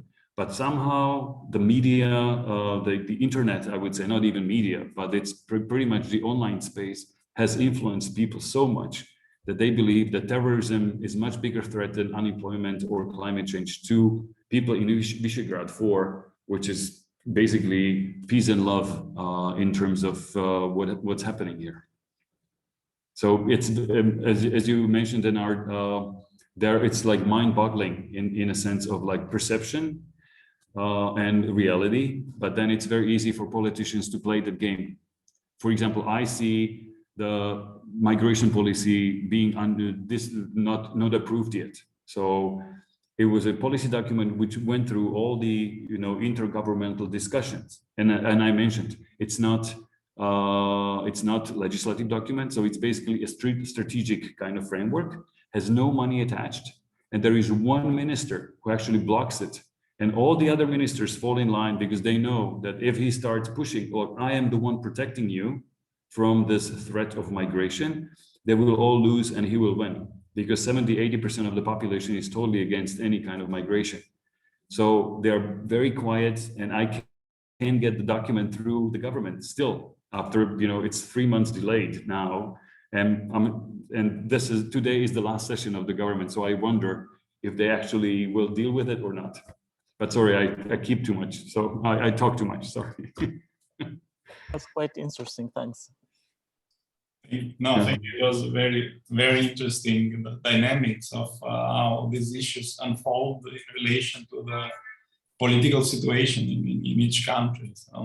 Yeah, absolutely. It's really interesting. Like one which is more of an anecdote to say. Before I joined the migration office, I worked at the Open Society Foundation, which is, and George Soros is a huge threat here. So my appointment was immediately met with kind of like unanimous hate from the opposition as much as part of the coalition government. There were people in the coalition government who were calling on our Minister of Interior, like, what, are you crazy? I mean, he's a Soros agent. He will be bringing migrants over here.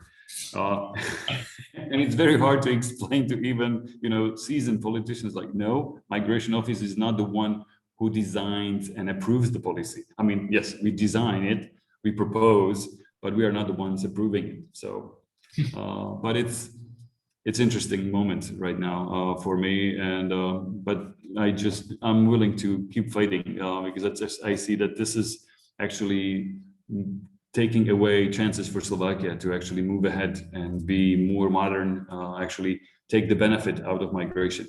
We see only the threats, but we don't work with the benefits, which are huge, in my opinion. That's true. Yeah. Okay, I don't know if we have any other comment or suggestion.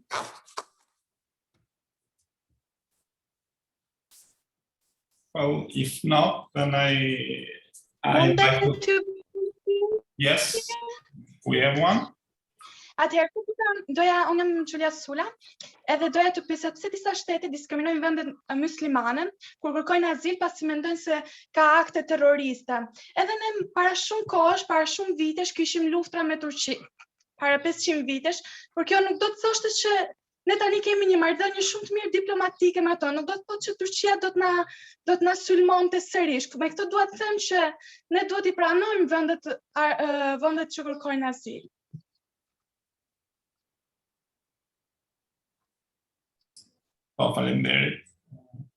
I absolutely, Julia, I absolutely agree with you that it doesn't mean the war. However, I wouldn't call it discrimination. Also, Slovak asylum law says exactly, and I think it's a common practice across EU that there are, the whole asylum law is based on Geneva Convention. So as long as you have the conditions stated in that law. So if your life is threatened by war, political, religious, or other persecution, you have the right to apply. For example, right now in Slovakia, Afghanistan, parts of Iraq, Syria are still considered to actually apply freely. But as I mentioned, there were only 282 applications. In other states, the problem is the speed of processing all the applications. In Cyprus, you have now 16,000 people who actually are waiting for processing their application for more than 2 years because the system is not capable of actually handling that many cases. So that's, I don't think there is a discrimination based on religion. It's more or less the administrative capability. One, and second, you can be a Muslim from Morocco or Tunis, and Slovakia will say no because you're economic migrant, and that's something what was actually addressed in previous presentation. That if there is no war and the country is considered safe, then it's unfortunately you will not be granted asylum.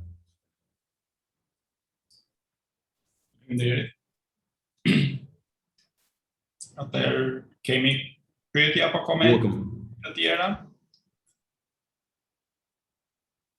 Me sa duket ja. Atëherë unë gjej rastin dhe njerë të falenderoj zotin Jan Orlovski, ashtu dhe zotin Denard Veshi për prezantimin dhe diskutimin e tyre. Ishte vërtet me interes, sidomos në këtë fund koriku, që sigurisht dhe vëmendja nuk është në maksimum, kështu që unë ju falenderoj të gjithëve për pjesëmarrjen, për këtë sesion gjatë, për këto 2 sesione që trajtuam së bashku.